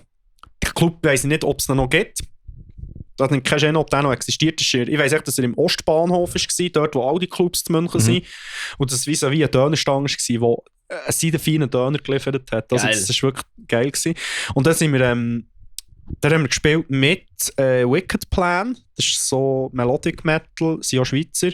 Und Iron Horses, die kommen aus Norddeutschland, Irrtum Vorbehalt der Rostock. Mit denen spielen wir übrigens im Mauer im Fall. Habe ich hohe Freude darauf, die Jungs mal zu treffen. Sie geile Lisieren. Und das war einfach sehr schlecht organisiert gewesen. Und wir haben ein ähnliches Ding gehabt, wie der Wally vorhin erzählt hat, in Friesland. Es hat vielleicht 3 Leute gehabt. Shit. Und wir sind, ich weiss noch, der Tag war schon verdammt vor, wir sind in der Schweiz dann losgefahren, viel zu früh, oder? Weil wir alle schon das erste Mal Ausland gehen, so nervös, oder? Und dann hat es irgendeinen riesen Stau gegeben in Zürich, wo wir Zürich haben müssen, verdammt weitläufig umfahren, noch irgendwie noch fast auf Stuttgart kehren und auch verdammt Sachen. Dann sind wir verdammt knapp angekommen. Das Problem war, der es organisiert hat, hat nicht das Event über die Location laufen, sondern hat den Raum gemietet. Oh ja, das ist Organisationsfehler. Das Schlimmste, was du machen kannst, weil der tut natürlich die Location selber, macht keine Promo. Er ist, gar nichts. Der, was veranstaltet hat, ist den Tag vorher natürlich her und hat Flyer in der Stadt verteilt, das im Hofbräuhaus. Ist jetzt vielleicht nicht das Klientel. Im Hofbräuhaus. Genau, ist jetzt vielleicht nicht das Klientel. Und das ist wirklich ein Desaster gewesen. Und ja, das ist so wirklich was so. Das Hotel war aber noch hure geil, das weiss ich noch. Wir sind noch hure gelötet. Das Bier haben wir auch noch selber gekauft im Aldi. Das Beste immer. Ja, das ist wirklich geil, wie hergefahren. Normalerweise hast du das Band, ja, ist so Kost und Logis, so zumindest zu Stellenseite oder ein Scoopboss oder was weiß ich. Und dann so, ja, das Bier gerne. Und dann so, ja, macht 3,50 €. Schaut also, ich spiele im Fall näher. Ja, eben. Was? Ja, darum ist es günstiger, sonst wäre es 4,50 €. Ja, wahrscheinlich. Und dann sind wir in Alte vis-à-vis sind wir in die Harras Bier gereichen und haben uns dann übelst im Backstage noch die Hocken zugemeint. Aber ja, und das beste Konzert, das ich hatte, da habe ich ja mehr wieder eins. Das war zum einen der Plattentaufe letztes Jahr im Kiff mit Comaniac. Das ist definitiv eines der geilsten Konzerte, die wir bis jetzt hatten. Diese war auch gut, ja. Voll. Ja, Line-Up ist cool gewesen. Viele Leute sagen, es war komisch gewesen von der Genre-Differenz und so. Ich muss sagen, es war immer geil gewesen. Also, es ist ja Fresh Metal. Nein. Grunge. Nein, Ding ist noch, ja, natürlich noch gewesen. Uncaved, ja, sorry, Uncaved. Wo wahrscheinlich jeder, der den Drummer angeschaut hat und mehr angeschaut hat, so gemerkt, Moment jetzt mal, da hat der eine Masse ein bisschen Band-Connections spielen, weil der Drummer von Uncaved ist der Greg, der früher bei Iron Dish war. Also ich habe es geil gefunden. Stimmt. Uncaved ist nicht Thrash gewesen. Sorry, du meinst. So Prog Death. Ja, also es war nur eine Trashband außer uns. Ja. Und die ist auch ziemlich genau am anderen Ecke von Trash, wenn wir sind. Das stimmt. Teutonic Slaughter ist wirklich so auf der anderen Seite vom Genre. Das stimmt. Aber es ist jetzt auch nicht so weit auseinander wie so. Ja. Gut, ich weiss auch nicht, ich bin halt vielleicht auch einer, der was eher geil finde, wenn ein Line-Up ein bisschen nicht immer das Gleiche ist. Ich finde es auch okay. Ich eben auch, ja. Und ich finde es aber mehr alle, darum haben wir es ja so gemacht. Genau, und wenn du einfach 4 Stunden dort stehst und 5-mal die gleiche Band siehst, dann hast du einfach so, okay. Einfach das Gangbeat von A bis Z ist dann auch nicht so geil. Genau, so tönt es dann auch. Ja, den ganzen Abend, da haben wir also wirklich gedacht, da wollen wir nicht. Nein, das haben wir wirklich dann auch gesagt, das wollen wir nicht. Einfach so eine das haben wir dann, wo wir die Event besprochen haben, so eine Eröffnungsband, die muss reintatschen, aber da ist eben Teutonic Slaughter ja wirklich schon recht früh mal in der Auswahl gestanden, eigentlich, glaube ich, dann. Ja. Und dann ist eben Uncaved noch reingekommen, weil da eben, ich habe natürlich den Gregor kennt und dann hat sich irgendjemand finden, hat sich noch mit dem Steff, mit unserem Drummer unterhalten und dann ist das zustande gekommen und No Mute, das ist ja, ich glaube, das ist, weil der auch Kollegen sind, die kennen es auch, ich habe es eben nicht wirklich gekannt vorher. Ja, und es ist auch wirklich, weil wir haben uns gedacht, wir wollen, also wir haben es ja auch so eingerichtet, dass wir sind nicht die letzte Band gewesen, sondern wir haben das zweitletzte gespielt und wir haben gedacht, wir wollen nachher noch etwas, wo einfach so ein bisschen chillig ist. Ja, wo nicht so chillig, aber das brätscht auch Huren. Also es ist halt so eher so Stoner-heavy. Ja, es ist nicht schnell, es ist halt einfach so. Also ich finde eben auch, also wir haben auch gefunden, es ist wirklich eine geile Band auch. Oder? Ja, voll. Haben wir einfach wollen, dass sicher der Kühlschrank im Backstage leer ist nach allen Bands. Das ist auch, ja. Das ist auch darum noch Mute. Sie haben einen guten Job abgeliefert, kann ich dazu sagen. Das stimmt, ja. Das ist wirklich, ja. Nein, und das war sicher eines meiner Lieblingskonzerte. Er ist auch noch Plattentaufe, die wir mit Irony of Fate hatten, am 22. in Schür. Das ist wirklich der Shit gewesen. Da haben wir auch ein geiles Line-Up gehabt. Eine hohe Fuhr vorher, weil das ist eben Frühling 22, ist ja noch so das letzte Kapitel der Pandemie gewesen. Der erinnert sich daran. Grosse Pause fertig. Genau. Ja. Und dann war wirklich auch das Problem gewesen, dass, also der ganze Event hat sich ja mehrfach verzogen gehabt, wegen der Pandemie. Ursprünglich wäre ja da im 20 wäre ja die Plattentaufe ursprünglich mal angesetzt gewesen. Ja. Und dann Verschiebung und dann am Schluss ist es im Frühling 22 gewesen. Durch das hat das Line-Up also gewechselt, also Parasite Inc. noch mit uns war. Die sind von Anfang an gesetzt gewesen, aber der Opener-Spot hat eben leider noch gewechselt. Da hat zuerst Lotrify wäre lange angekündigt gewesen. Dort tut mir leid dazu lassen. Ich weiss nicht mehr, wer von euch dann krank ist geworden. Ich glaube, es war der Sänger gewesen, der Sascha, ich bin mir echt nicht mehr sicher. Dann haben wir dann schlussendlich haben wir Nihilo buchen gehabt, Death Metal, also die haben auch eine unglaubliche Show abgeliefert. Und für uns ist das Konzert dann noch abartig geil gewesen. Oder natürlich auch, was eine riesen Show war, eine Woche, 2 vorher haben wir dann noch im Z7 gespielt, im Riffs Against War, wo sie spontan Mini-Festival aufgezogen haben, weil der Ukraine-Krieg ist ja dann losgegangen. Ja. Wer hat das alles gespielt? Ja, Serena Telly hat noch mit Dead Venus vor uns gespielt. Ja.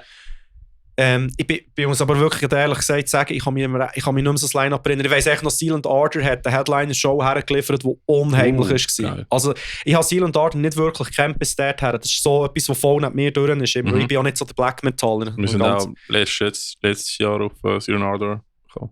Ja, also die sind shit. Also ich habe das dort live gesehen. Ihn habe ich aber interessant, Frontmann habe ich nicht gekannt. Ich habe mit dem dann draussen noch geschnurrt. Ich sage, du bist doch von Silent Army irgendwo schon mal miteinander geredet. Ja.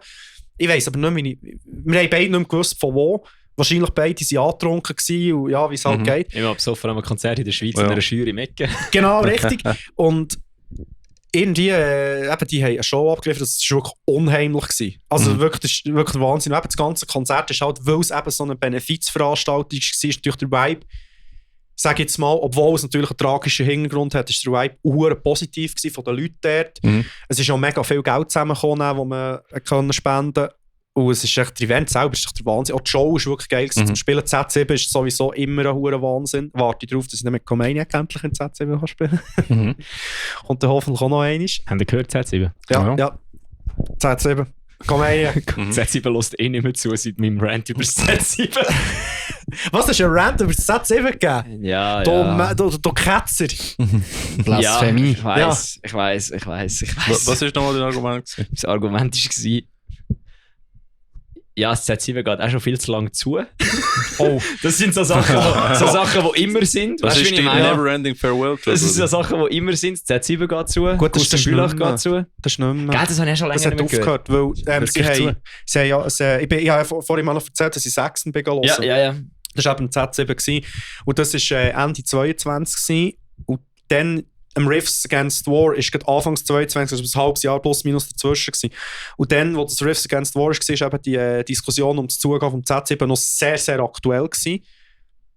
Aber dann später eben nicht mehr, weil es ist ja immer die Diskussion gewesen wegen dieser Parkplatzsituation. Ja. Und das haben sie eben jetzt mittlerweile, das ist mein Stand, haben sie das längerfristig lösen. Ja, aber dann ist gut, dann ist Z7 Rant nicht mehr so angebracht, weil Farewell Tour ist fertig. Dann ist das, was mich so mega gestresst hat, weil sie einfach immer gesagt haben, ja, dann mach es doch zu. Ja, es ist zu weit weg von Basel und zu weit weg von allem anderen. Du kommst mit dem Zug nicht an, das Konzert fängt immer so spät an, alle hauen um 10 Uhr ab, du siehst den Headliner nicht mehr, wie sie auf den Zug müssen. Es ist einfach die Gesamtsituation nicht so gut, sie nehmen ihnen nur Bargeld. Du musst mit Twint bei ihnen Geld abheben, dass du nachher nicht rein kannst Bar zahlen. Ja, also. Unterdessen kannst du mit Karten zahlen. Ja, okay, das ist gut. Dann ist gut. Z7 hat einfach zugelassen. Ich glaube, sie haben lang eben einfach, ist nicht viel gegangen, weil sie eben nicht gewusst haben, wie lange es noch existiert. Das ist eben etwas, was ich weiss, wo viele Locations in der Schweiz eben so getroffen haben. Und bei ihnen hast du das auch gemerkt, weil eine Zeit lang ist ja, wenn du es geschaut hast, was so läuft, ist eine Zeit lang echt nicht viel gegangen. Ja. Und das hat ja jetzt gewaltig wieder angezogen, seit sie ja. Oder es ist natürlich auch immer die Frage, wie langfristig kannst du planen. Ja, weil stimmt, wenn du die Anfrage mal pauschal bei der Booking hast, dann sie mal einfach sagst, schau, wir wissen nicht, wie lange es uns noch gibt, fragen sie dich natürlich noch nicht stimmt, an, bis dann wieder Feedback ist und dann gibt es noch einmal länger, bis du mal wieder Datum hast und auf dem Tourline drauf bist. Gut. Aber ich verstehe natürlich, was du meinst. Das hat mich zeitlang auch ein bisschen genervt. Nein, aber das ist gut. Einfach Z7, gut gemacht. Ja. Du darfst weiterhin existieren. Und kann man eigentlich buchen. Ja, fix. Barry of Fate auch. Ich nehme meinen Rant nur zurück. Ich nehme meinen Rant nur zurück, wenn Comaniac buchst, Z7. Sehr gut. sonst meine ich es noch. Aber das Problem ist, ich kann ja nicht mehr ranten, wenn sie Bargeld nehmen. Wenn sie Karten nehmen, kann ich über das nicht mehr ranten, weil das ist vorbei. Ja. Es geht nicht mehr zu. Du musst jetzt mit dem Z7 im Frieden gehen. Das heisst, das Einzige, was ich noch habe, ist, dass es einfach... mein einziger Punkt, den ich jetzt einfach wirklich noch habe, ist der, dass der Ort von der Location einfach nicht so super gelegen ist. Also ich muss ehrlich gesagt sagen, mit dem Auto unterwegs bist, geht's. Mit dem Auto ist es wirklich okay, aber eben, wenn du mit dem Zug gehst, ich glaube, das ist scheiße. Weil dann gehst du wieder auf Basel und dann bist du schon zu Basel. Ja. Du musst nicht noch kehren. Ja, es kommt wahrscheinlich wieder darauf an, was du noch hin musst. Ja, für mich genau. ist ich habe 40 Minuten mit dem ÖV. Ja. What? Das ist doch schon nicht weit. Ja. Mit dem Auto hast du es ist halt zu mir etwa eine Stunde. Und ich wohne im Emmental hinten. Ja, es ist eben halt, weißt du, der verwöhnte Scheisszürcher. Weißt du? Ja, der eine Straße 3 Locations hat. Ja, ist auch nicht so gut, aber... sind verwöhnt, das ist das ist auch nicht so gut, weil dann spielen wir nächsten Samstag etwa 8. Ja, das haben wir dann gemerkt, als wir mit Messiah gespielt haben, Dynamo. Dann ist jetzt Zürich, selbst einfach in der Stadt, dann ist ja noch Infected Rain mit Dragon Force und Amaranth noch unterwegs gewesen. Ja, und wir haben dann noch das Konzert gespielt. Ja, genau. Es ist einfach, weiss der Gucker, was alles los war am Abend. Also, und dann, wenn du weiter schaust, ich glaube, Ectomorph hat noch in Musikburg gespielt. Ja, das ist auch noch Abend, ich habe mal auf den Martin seiner App nachgeschaut, seiner Internetseite. Früher hat es dort von Black Vertigo, da haben sie immer noch den Eventkalender. Wegen so Sachen, das ist so ein Ding, das sich jetzt nach der Pandemie endlich ein bisschen erholt. Also nicht, dass es nur rein positiv ist. Weil ich kann mich noch erinnern, ich habe 2018 einmal im Hall of Fame zu Wetzikon gespielt. Die Location gibt es leider auch nicht mehr, das ist mega geil. Ja, die war cool gewesen. Die war wirklich schick gewesen. Und dann war der Danu da von Black Vertigo, das ist ihr Chief. Hey Danu, Shoutout an dich. Der Shoutout King heute. Ja, ich mache das eben. Ja. Schön gut. Und dann hat er dort in den Laptop offen, hat er seinen Eventkalender gezeigt, hat er ihm erzählt und gesagt, hey, heute sind im Fall allein in meinem Eventkalender in 27 Konzerte gelistet. Und dann habe ich so gedacht, so, ja, what the fuck? Das kannst ja gar nicht gehen. Ja, merci. Und das war ja wirklich eine Zeit, wo wirklich noch das sehr aktuell war mit dem, ja, buchst jetzt dort etwas, sonst kommen dir da keine Leute mehr. Oder jetzt hast du das Problem nicht mehr so extrem, weil ja, in der Regel es läuft nicht mehr so viel, durch das teilen sich die Leute mal nicht so in kleine Gruppen auf, oder? Mhm. Ja, sonst bist du wie so eine linke Politikgruppe. Treffen sich 10 Leute, bilden sich 15 Splittergruppen. Ich glaube, bei jeder hat eine richtige Sache. Ja, ist recht so gut. Das ist wieder, ich bin wieder mal da, um das Niveau am Boden zu drücken. Ja, sehr gut. Um die Leute hässlich machen. Aber nichts ist ein besserer Fan als ein guter Hater. Das ist so. Die beschäftigen sich am besten, mit dem wir vorher drüber gehabt. Genau. Ja, eben, das sind jetzt meine Konzerterlebnisse. Was sind eure gewesen? Boah, das habe ich mich vorher ernsthaft gefragt. Und ich glaube, das beste Konzert, muss ich wirklich sagen, war mit Eversis. Es ist jetzt relativ hart, weil das Siamese-Konzert sehr geil war im Exil. Aber es ist, glaube ich, schon unsere Plattentaufe im 19. im Dynamo gewesen, wo wir das Werk 21 und nicht im Dynamo, wo wir es fast gefüllt haben. Dann hast du auch gespielt mit Whiteout. Wir haben ein Videoclip gedreht für Inner Demons. Genau, das war aber auch ein richtig gutes Line-Up gewesen. Wir haben Whiteout gehabt, der so Metalcore macht, wir haben All Together gehabt, der Pop-Punk macht und wir haben uns gehabt, der Nu-Metal macht. Das ist einfach wirklich mal... Sagst du noch den Namen von deiner Band? Eversis. Okay. Gibt es die noch? Ja. Die existieren noch? Ja, die bringen am Montag, am Freitag bringen wir ein neues Lied raus. Gott, ich bin manchmal zu wenig... Ja, du bist ja... Der Ricky ist auch mit Zeug um die Ecke gekommen und ich so, was, die Band gibt es noch? So, ja, ist gut, in dem Fall ist geil. Nein, das ist, glaube ich, so ziemlich dort ist nämlich, das ist wirklich wild gewesen. Dort hat auch unser Bassist, der Alte, das letzte Konzert gehabt. Dort haben wir alle verarscht, haben wir unserem neuen Bassist dann sein Bodypack gegeben für das Wireless. Dann hat er hinten im Backstage den Song gespielt und unser Bassist hat angefangen so ein bisschen Tals überspielt. Und dann in der Hälfte vom Song hat er einfach angefangen blöd zu also bei mir zwischen den Beinen durchspielen, so hinter dem Rücken gespielt und alles. Und ich glaube, du hast mir gesagt, du bist ein bisschen verwirrt gewesen, weil der Nils plötzlich so ein hoher Bassgott war, wo einfach so alles einfach so komisch spielt und so. Und dann haben wir das Nickelback-Cover gespielt, alle haben mitgesungen. Das ist gut gewesen. Alle haben welches Lied von Nickelback? How You Remind Me, glaube ich. Oder darf ich sie bitte Nickel-Gott nennen? Ja, sie sind so gut, Mann. Ich finde Nickelback, das ist schick. Die Gitarrensound ist so brutal gut. So, wirklich guter Gitarrensound. Das ist einfach so massiv. Ich finde, die haben den Hate verdammt unverdient bekommen immer. Ja. Weil die haben wirklich, ich meine, Burn It to the Ground, kennst du? Ja. Das ist ja von Wrestling Show Monday Night Raw, zeitlang der Team-Song. Ich habe das geliebt, das Lied. Ja, vor allem... Wegen Nickelback oder wegen Wrestling?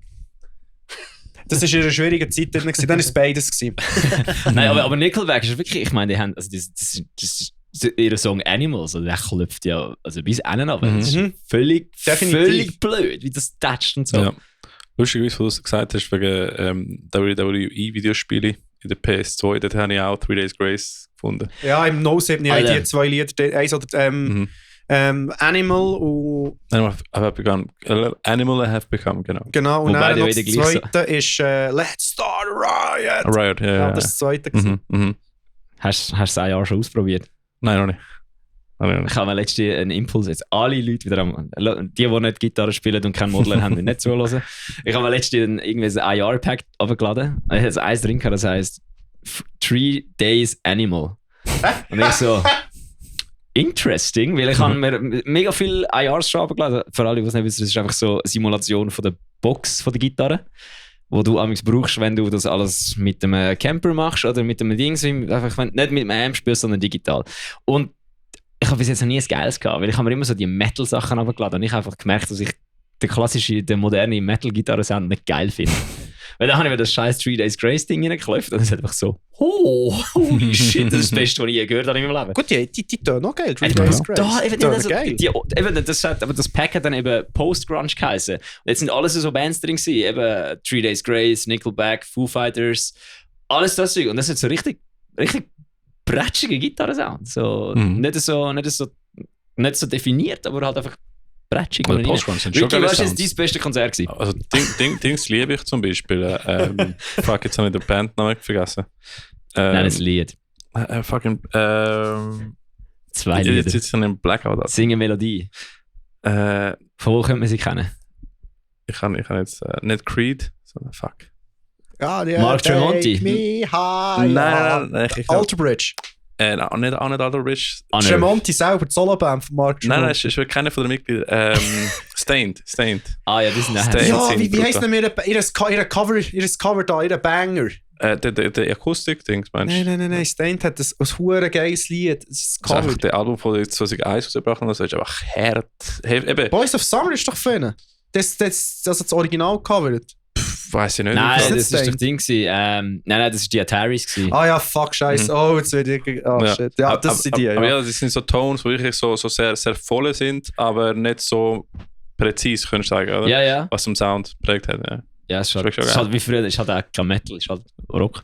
Der Stained and Down irgendwie schon mega tief gespielt. Einfach 2000er. So mit 8 Seiten und so. Ja, aber... Nicht 8 Seiten, vielleicht 7 Seiten. Das ist ja gleich.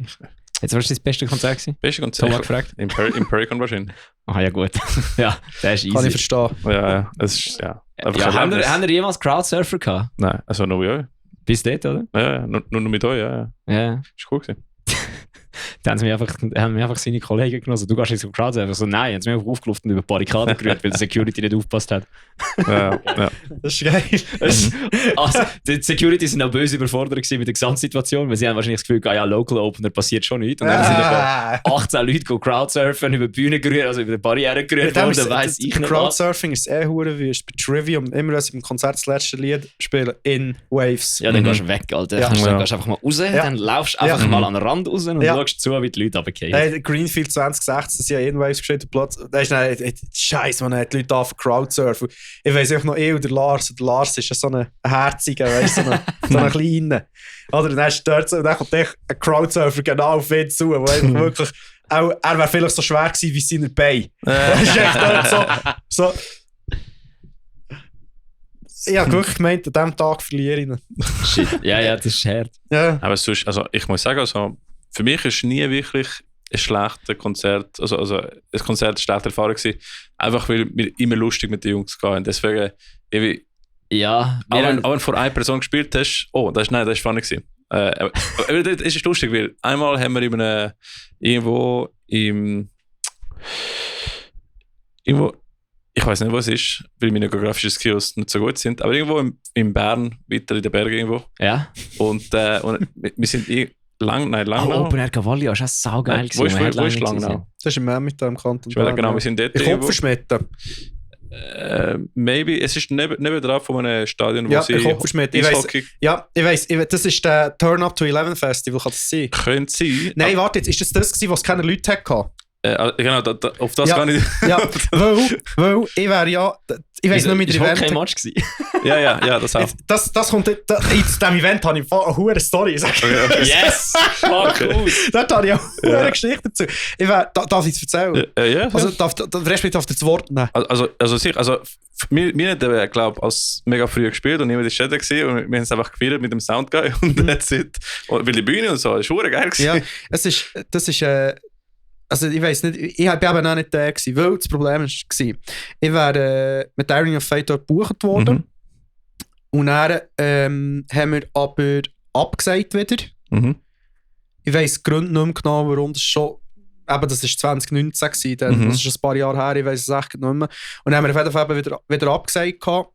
Und ich hatte das dann nicht mehr auf dem Radar gehabt, dass der Event ist und bin tatsächlich nebendran im Hockeystadion in Mischakei schauen gewesen. An dem Abend, wo das Event war. Ja, das wirklich. Und daran erinnert habe ich mich näher, weil ich bin auch draussen war, in der Bar dort, im Stadion. Shoutout an die SCL Tigers. Ist gut, der Podcast ist beendet.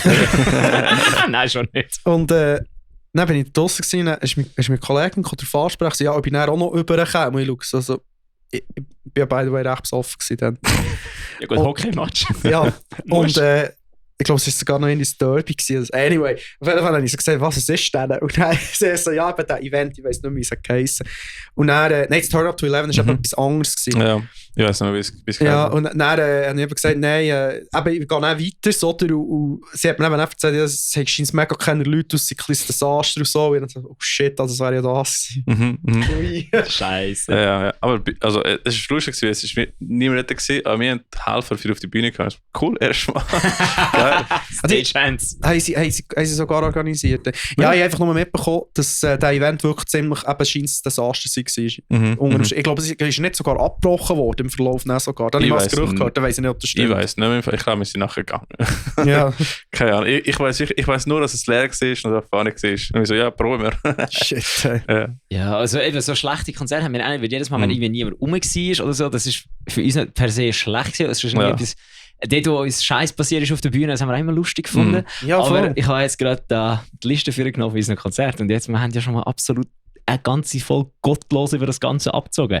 SPH Band Contest. Oh Gott, ja. Unterste Schubladenveranstaltung gewesen, wo sie quasi uns, wo du ja musst Tickets kaufen, sie dann verkaufen. Ja, genau. Oder Tickets, oder du kommst Tickets über, musst sie verkaufen und musst bla bla bla. Weiss ich nicht was. Auf jeden Fall, dann schreiben sie die ganze Zeit, du musst Tickets verkaufen, Tickets verkaufen. Dann fragen sie, hey, wie viele Tickets haben wir verkauft? Schickst du noch zurück.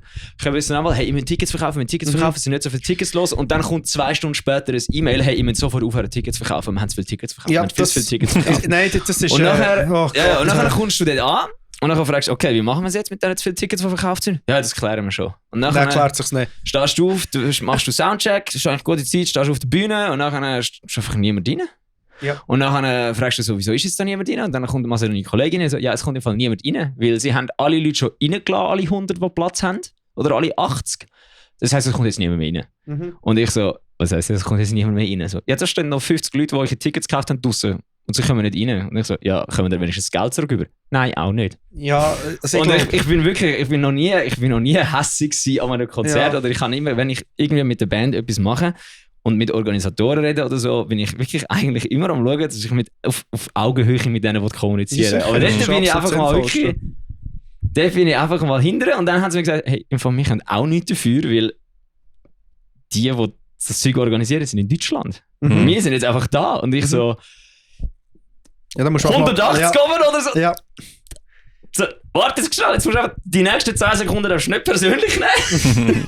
Einfach mal kurz rausgescheit und dann einfach so, hey, ist mir egal, wie wir das machen. Schaut einfach, dass die Leute, die das Geld gezahlt haben, irgendwie da reinkommen. Dann haben sie das Gefühl, ja, okay, wir können einfach einen stellen einfach Türsteher an und 100 rein und dann einer rausgeht, dann fahren wieder rein. Dann das hat sich dann irgendwie erklärt. Aber hey, das ist so ein Hurensohn-Verein. Ja, also ich habe mit den Typen. Mit eben so Contest-Sachen, ich habe noch nie gute Erfahrungen gemacht. Der Beste ist ja nachher gewesen, der Beste ist, Bandit ist super. Bandit kann man machen. Bandit ist in Zürich, Bandit Ost ist in der Ostschweiz und so, das ist das Mikrokulturverein. Das ist okay, dann musst du nichts zahlen, kannst gratis gehen, kannst in einer guten Location spielen, kommst faires Feedback über von einer Jury. Wenn du ins Finale kommst, kannst du das Winter an der Musikfestwoche spielen in Zürich. Also das ist wirklich, das ist fett, das ist cool. Das ist wirklich cool. Ist gratis Eintritt. Wirklich ein super Ding. Wacken Battle, wollte ich noch sagen, der ist eigentlich auch noch cool. Der ist auch geil, ja. Der Greenfield Contest und so, ja. Greenfield Contest auch der ist auch völlig fair, ja. Und was war das mit dem SPH Band Contest? Nachher sind wir dort angekommen, gespielt und kommt so die Jury so, ja, also ist im Fall, also es war ein mega gutes Konzert gewesen, super gewesen, krass, also wirklich Stimmung gemacht, Publikum mitgemacht, alles, aber wir wissen das einfach nicht, was ihr für ein Genre spielt und darum können wir euch nicht so eine gute Bewertung geben. Ja, bravo. Super. So, okay, Mann. 100 Punkt, Mann. Gut gemacht, Jungs, wirklich. Da. What the hell. Darum SPH Band Contest.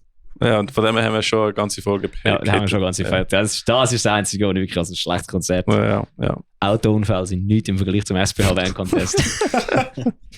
Es hat noch das Emergenz, hat es auch noch ein ähnliches Konzept gehabt. Ja, aber die sind wenigstens, dort ist wenigstens der, der es organisiert hat, dort gewesen. Ja, das stimmt, die haben immer ein Komitee vor Ort gehabt. Hast du dort mal mitgemacht? Nein, ich habe nur gedacht, du hast wenigstens ihn persönlich zusammenschießen können. Ja, genau. Dort hätte man wenigstens persönlich können die Meinung sagen. Nein, also das SPH, dort bin ich selber nie gewesen.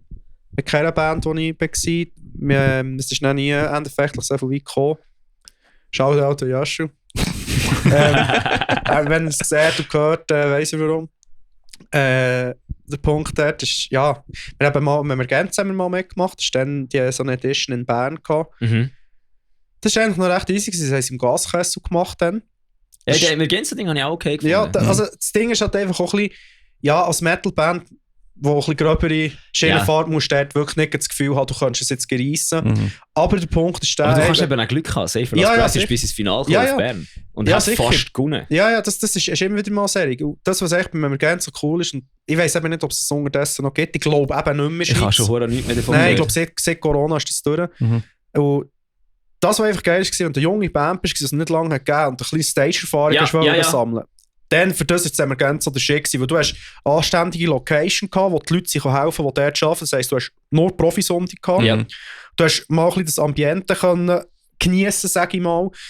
Das, was dort ein bisschen kehrtwendig ist, es ist teilweise, weil du hast natürlich, weil so viele Bands einmal Abend spielen, hast du einen riesen Stress. Ja. Du hast vielleicht 20 Minuten Showtime inklusive, du musst das Umbauen noch anrechnen. Das ist mal das eine und das andere ist halt, du hast, keine Ahnung, eben pro Abend 12 Bands. Und die 12 Bands nehmen alle ihre Buddies mit. Und das heisst, du hast ein riesen Publikum. Und dann spielst du mit Emergenza, findest du es mega geil. 2 Wochen später spielst du in einem Club und hast 20 Nasen vor dran. Und das ist der einzige Punkt, das ist ein bisschen deillusionierend. Aber es ist eine geile Erfahrung. Wir haben es dann genossen. Wir haben zuerst mal Merch verkaufen. Ja, das ist geil. Am Emergenza haben wir auch im Exil gespielt und dort mehr Leute gehabt, wie gewisse Acts, die ich dort schon gesehen habe. Das glaube ich sofort. Das Emergenza ist noch cool. Ja, das Emergenza ist wirklich noch easy. Sie geben trotzdem Geld zurück, oder für Tickets verkaufst, da ist ein Anteil dran. Und das habe ich dann geil gefunden. Ja, nein, aber das Konzept mit dem Tickets verkaufen lassen von der Band das ist schon unter... Ja, Pyramid-Scheme lässt grüßen. Ja, genau. Ja. So etwas hast du noch nie gehabt. Sind noch nie ausgenommen worden auf irgendeiner Musikindustrie? Also wir haben von SBH Musikmeister bekommen und wir haben gefunden, okay, easy. Dann haben sie das Konzept geschickt und so, fuck that. Ja, das ist eben auch, so, das ist halt, jetzt sind wir halt, aber das ist auch schon, weißt, das ist auch schon 8 Jahre her. Ja, so. Wo wir angefangen haben halt, ja. So, das, Seid ihr immer zusammen noch in der Band gewesen? Nein. Okay. Nein, wir haben noch oft schon zusammen gespielt. Okay. Ganz am Anfang macht man noch jeden Scheiß mit, gell? Ja, das ist so, weil du hast halt müssen, wie du gesagt, Bühnenerfahrung sammeln. Ja, richtig, ja. Ja, nein, wir haben uns mal überlegt, unsere Bands könnten sich eigentlich so Backdrop teilen. Also wir könnten eins kaufen, wo so... Wo beide Bands drauf sind. Genau, du kannst es nachher. Oder einfach auf der linken Seite ihr Logo, auf der rechten Seite uns, und dann kannst du den Skiwerfer drauf leuchten, wer geht spielen. Das ist ein interessantes Konzept. Aber ja, hey Jungs, es war wirklich ein sehr cooler Podcast gewesen. Wir haben jetzt, glaube ich, über 2 Stunden geschnurrt. Also mindestens 2 Stunden lang nicht. 2 Stunden 32 sind es. Genau. Aber ich habe es mega genossen. Wirklich mega cool, dass Sie da sind. Habt ihr mal letzte Worte, die ihr an die Zuhörer sagen wollt? Genau, haben wir noch irgendetwas, was Comaniac gerade macht, wo wir jetzt müssen, wo irgendwie gerade muss gemacht werden, dass ihr etwas bekommt, dass ihr etwas habt davon? Tom? Was kann man dazu noch sagen? Hört weiterhin geilen Sound, geht weiter in ein Konzert, unterstützt eure Bands, kauft etwas im Merch-Table, hört auch weiter in diesen Podcast, weil die Jungs sind echt beide zusammen. Seid fein. Danke vielmals. Merci. Ja, mehr kann man dazu nicht sagen. Bis zum nächsten Mal. Ja, einfach noch danke an euch, dass wir da sind. Das war sehr cool gewesen. Ja, sehr merci, cool. dass ihr da gewesen seid. Oh. Bitte. Könnt mal Comaniac in Spotify folgen, sodass ihr den nächsten Song nicht verpasst. Ja, ich kann auch mal andere Musik hören wie Metalcore. Ja, genau. Voll. Ich kann so schauen, woher das Metalcore kommt. Und Trash Metal ist ja auch schon das ist so. Aber jetzt müssen wir hören, es sind immer noch 5 Stunden dran. Das ist so. Fresh und Punk, das gibt Metalcore. Absolut. Genau. Folgt uns auch auf Spotify, YouTube. Das ist Metal-Motte mit uns 2. Und falls ihr wollt supporten, wir haben das Patreon. Also Patreon metal.server oder irgend so etwas. Und eben, wer sind unsere Patreons? Der Dave von Safe Last Breath ist letztens da gewesen. Der Team von Poroshift, könnt Poroshift hören. Und der Mystery Mensch LV. Merci für den Support. Bis zum nächsten Mal. Steh, oder?